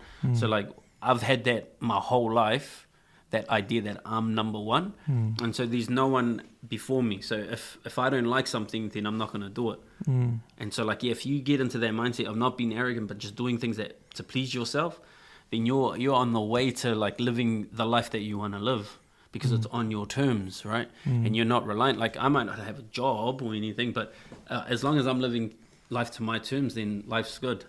Things fall into place. I think. Things fall into sure. place. It happens, That's what we mean by trust the process. Trust. Like and I'm big on goals of like a holistic kind of goals. So you know, you have your financial goal, you have your you might have your career goal, you might have then, you know, what your goal you want for your business, what do you want for, you know, so you look at life of like taking the time to actually look at what would I actually want my life to be like? So yeah, you know, rather than just focusing on one aspect of, say, just business, actually, you know, what do I want with my family? What do I want with my relationship with my partner? What are all the things that make me happy? That are the makeups of a happy life for me. Then you put your time on, you will put your time and effort in the right places once you know where you're going with each area of your life. Again, it's that whole, once you know what you want, all the other answers, all the things will drip feed of what you need to do to each area of your life. You know what I mean? Yeah. So that's that's I think a big thing of how we live, and it's just remembering that, or that we've really learnt now after traveling, is that whole remembering about, you know, the in fractals, that spirituality, the soul, the soul goodness, the remembering like, oh well, what is it that feeds our soul, that makes our soul happy, and asking yourself this, because if you don't ask, you won't know, right? And asking yourself, you know, like sometimes if you feel like you want to do something but you're not doing it, asking yourself, fuck, what is my fear here? Because there's a fear. If you know you should be doing something because you want it, but you're doing something else, there's always a fear that's stopping you. And asking yourself, what is the fear here that I'm avoiding, or that I'm not tackling, or that I'm not facing, you know? And then when you question what that is, you then learn how to overcome that fear. Yeah, it's just like, yeah, man. I try to make it sound real simple, because in my head it is very simple. It's just people just have to have the idea of doing it. Because it's different. And keeping to it. Maybe it's different. It's different to maybe what a lot of people are used to. And that's probably why, like, to us, we think it's simple, because that's just how we've done it. Yeah, and that's how we've chosen, right? Because like, I go back to, like, I always believe that happiness is a choice and life is a choice, right? We get to all choose what we want to do with our time and our efforts and everything, right? So that's all it is, man. It's left up to the individual. If there's something you want to do, then just do it. That's it's as simple as that, man. We don't have to complicate it with anything else. If you want to do something, do it. It's very simple. It's like we don't need rocket science to explain us to what it is, what because there is no right or wrong, right? It's just making up your mind and just doing things that you want to do, and do things that make you happy, and choosing to be happy. Yeah. Man, that's great, guys. That's awesome. Yeah. That is awesome. You know what we just did in 3.5 hours? Oh my gosh, are you serious? What the? Honest to who? Oh my gosh. Bro. You're a sucker. Mr. Footy Game. That's why my brother was ringing me. See, time flies when you have fun, eh? Yeah, no. That's what happens with this podcast. People, you know, Unless he didn't want us. He was like, tell Bill to bring his football Take his gear boots. or something. Oh, wow. So I was like, oh yeah, Bill's got football too. Bro. Now, that's average. Okay. We average Oh, 3 yeah. hours, 2.5. Yeah. Okay. 3.5. So do you have a timer that you try to keep him under? Like, I usually, if it's important, then they usually say, I only got an hour. Oh, you true. know? Yeah. But That's why I need to go toilet now. Like, I'm feeling it. no. Oh, what so what is it? Have you met other, like, on your podcast? Have you, like, met other families that have gone out traveling, or like done something similar, like even like a family that's gone back to the islands to live and work and stuff? I think the one family that comes to mind, they're a musical family. So husband and wife, I think 4 boys and 1 girl. I can't remember, but they've put them in. They love R&B music, so they've got them. They started a business and got them funding New Zealand there to do music videos and cool. that kind of stuff. You know, so they're pursuing that avenue. But I get all sorts of people on, like that I'm interested to talk to. Like I just love talking to people. Yeah. In general, with cool stories. General stuff. Yeah, like they don't have to align with what I like. I like sports. I like movies. And like. So have you had athletes and stuff come in, like ex All Blacks or ex? I've had Do you follow Brisbane Rockers? Yeah. I had Selwyn Cobo. He came. What? Yeah, he was on Cobo holiday. Came. Yeah, he was on holiday and I got him. Nice. Wow. Ray New Year. He plays for Manasamo. Plays for Moana. True. He was here. Not many athletes. Some music people had King PC. Oh yeah. Day Hummel came on. Oh yeah. Lomis Brown. Yeah. So what does so what's the future plan? Like, what's the expansion for the podcast? Like, where would you like to head? And which, like, like when we're talking on like growing your podcast and like doing it full time as your passion, like where is it? Yeah, like I love the medium itself, because nowhere else in media they give you 3 hours to talk. You know, that's nowhere else. You know, and I love the whole. The audio version of this, because there's video podcasts and there's audio, but I love to be pure. Like, to me, podcast is always audio. We do video because that's the trend. People look on YouTube, so for me it's like just a marketing thing, but my heart is in audio. Like, because when you listen to a podcast, you can do stuff. You can run. You can wash dishes. You can drive the car. When you're watching YouTube, you have to sit down and watch. So it's a better medium, and you learn so much. And I think because it's unique in that way, and because you know, there's mainstream media and there's celebrities and all that. But there's no voice for the community. Yeah. You know, and I'm all about Ranui, West Auckland. Yeah.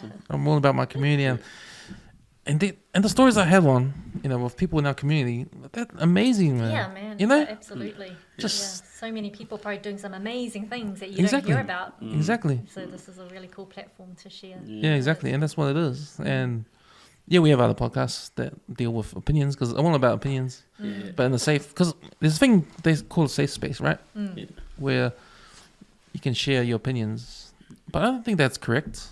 I think what exactly is a safe space? Is it a place where everything has to be one? Like, what makes it unsafe? Unsafe, yeah. Someone that has a different opinion? Yeah. Then what happens there? Yeah, because all these, like, All of a sudden, it's unsafe? Yeah, because like what I don't like, like the thing I struggle the most with is, you know, when I hear like safe space, like, so what? Safe What does for who? Not safe. What Safe does it for who? look like, and who is it for, right? What does it look like, and who is it for? Like, man, it's like it's a bit crazy Yeah. the direction that the world is heading with all this sort of nonsense. Yeah, I don't think ideas are safe Yeah, because you got to have an opposite idea, or man, because you're trying to find out a better idea. Yeah, And sometimes someone's gonna be uncomfortable, yeah. but you need to go through that process Yeah. to find what the To- right idea is to- or the better idea is. Yeah. Yeah. It's not about the right or wrong. It's Nah. what's better. Yeah, to think that we all have one mind is Yeah, nuts. that's crazy to think that. So, 'cause, Yeah. yeah, like you know, you don't even have to explain that people are different, right? So what are we trying to sort out here? Because we're all different, Yeah. and everyone's opinion's different. So what are we trying to filter to? And who are we safe for? Yeah, For the same ideas? Yeah. Or we're trying to because it's so we can't have a different idea Yeah. in this space? So Yeah. it doesn't mean we're not safe anymore? we might as I don't understand what safe 'cause space that's what right. Well, that's it's starting to sound like communism almost, right? Yeah. Because that's what it is. The ultimate goal is to control, right? And communist people do it the best, you know. Now you have to cut your hair like this. You can't think like this. Our superior leader is this. Well, I heard one thing I heard that was interesting was Polynesians already figured out the socialist stance because we are socialists in a way. Yep. Because in the village mentality, yeah. everyone's the same, but we're all happy. Yeah. You know, Yep. no one's above each other. There's a hierarchy, of Yeah. course. Exactly, yeah. You know, but everyone's okay. Yeah. No one's killing anyone. And Everybody's happy. it's funny you mentioned that because when we went to the island, so there was tension between one of the families we were staying with and another boy, bro, and it was easy to solve the conflict because there was a bit of tension on the island for like 2 or 3 days. And my uncle, I call him my uncle, he's like, oh yeah, come, let's sort this out. They got the other young guy, went down to the beach and just had like a wrestling match, and then they were like, yeah, are you okay? But they apologized first, and then they wrestled. Then we made a fire. They got a guitar, and then they just started drinking like homemade brew. And I was like, wow, because that's how you get rid of conflict. You just deal Right, with it yeah. your own. Like, yeah, it might sound savage in a way that how they do it, but they figured it out. How to get like To release, if you're like in a remote place, you figure out Yeah. how to sort things out, man, because there's no escape from that. Yeah. Yeah, because the islands, yeah, people, anybody who lives on an island has figured out how to live in harmony with each other in a community sense, right? With different people. But then in saying that, you know, that was one interesting thing, like we had to go to church in the morning and in the evening. I was like, what? We have to go? 'Cause yeah, that's the island rule. Oh, okay. Ring the bell. What is that? Oh, now we have to be inside getting ready to pray before we eat. I was like, oh, wow, okay. It was real, like it was a real eye-opener for us when we went to the island. Oh, what? Yeah, you're ringing the bell. Everyone has to be home. But yeah, no, the Polynesians have figured out how to live in harmony on small, remote islands, in a community sense. Guys, man, thank you for coming on the podcast today. I've enjoyed this, man. Yeah, thanks. This is really good. Yeah, good questions, likewise. man. Good questioning, eh? Like we've never really spoken to anyone like to say in depth of our travels. Yeah, No, true. not at all. I love how it's just flown. Yeah, yeah. Yeah, but we didn't so even much talk different about things. we didn't really talk about the traveling as Nah, like no, in we detail, didn't- yeah. but for me, what was interesting is your experience, The like experience and what you learned from it, Yeah. Yeah. And how we are as people now, yeah, right? exactly. You know, and because to me, my questions to you, or what I wanted to talk about, what I wanted to get out of you guys, was mostly not of the traveling itself, but you know what. Because the lesson I learned is to just do it. Yeah, just, But you know, everybody should pursue gaining time back. You know, getting control of their lives, Yeah. doing what you really wanted to do, Yeah. really want to do with your life. You know, and a lot of people don't do that, and I think it's time To question. people should do that, and you guys showing you can do that. Yeah. You know, it doesn't have to be travel. It can be anything what you really wanted to do. You Any know? goal, man. You can yeah. achieve it if you truly want it. Yeah, Absolutely. yeah. So thank you guys for coming, man. Thank you Sure for having can. us. Thanks for having us. Yeah. She comes out. I should get you on my other podcast, the sports one. Talk about Oh, talk about yeah. Barcelona, Oh my how they're God. going You guys during Bro, the let season. me- You guys Yeah. will be here 6 hours. Get ready. You know, if you wanted to set up a podcast, if you want to do a podcast with like other like footballing guys with with passion about, and there'll almost be like tension in the room. Yeah, bro, because that's what football is. Like, you can't go through my football club about like saying something horrible about another team. Like, especially if they've lost, you'll like take the piss for like the whole time you're in the club rooms. Because, you know, like local football, there's like 100 other people in your team that support other clubs, and the tension, you just give each other shit. Yeah, the banter in football clubs are awesome. Yeah. Oh, we should talk. We should do it. Yeah, we should do it. Thanks, guys. Thank you. See you, brother.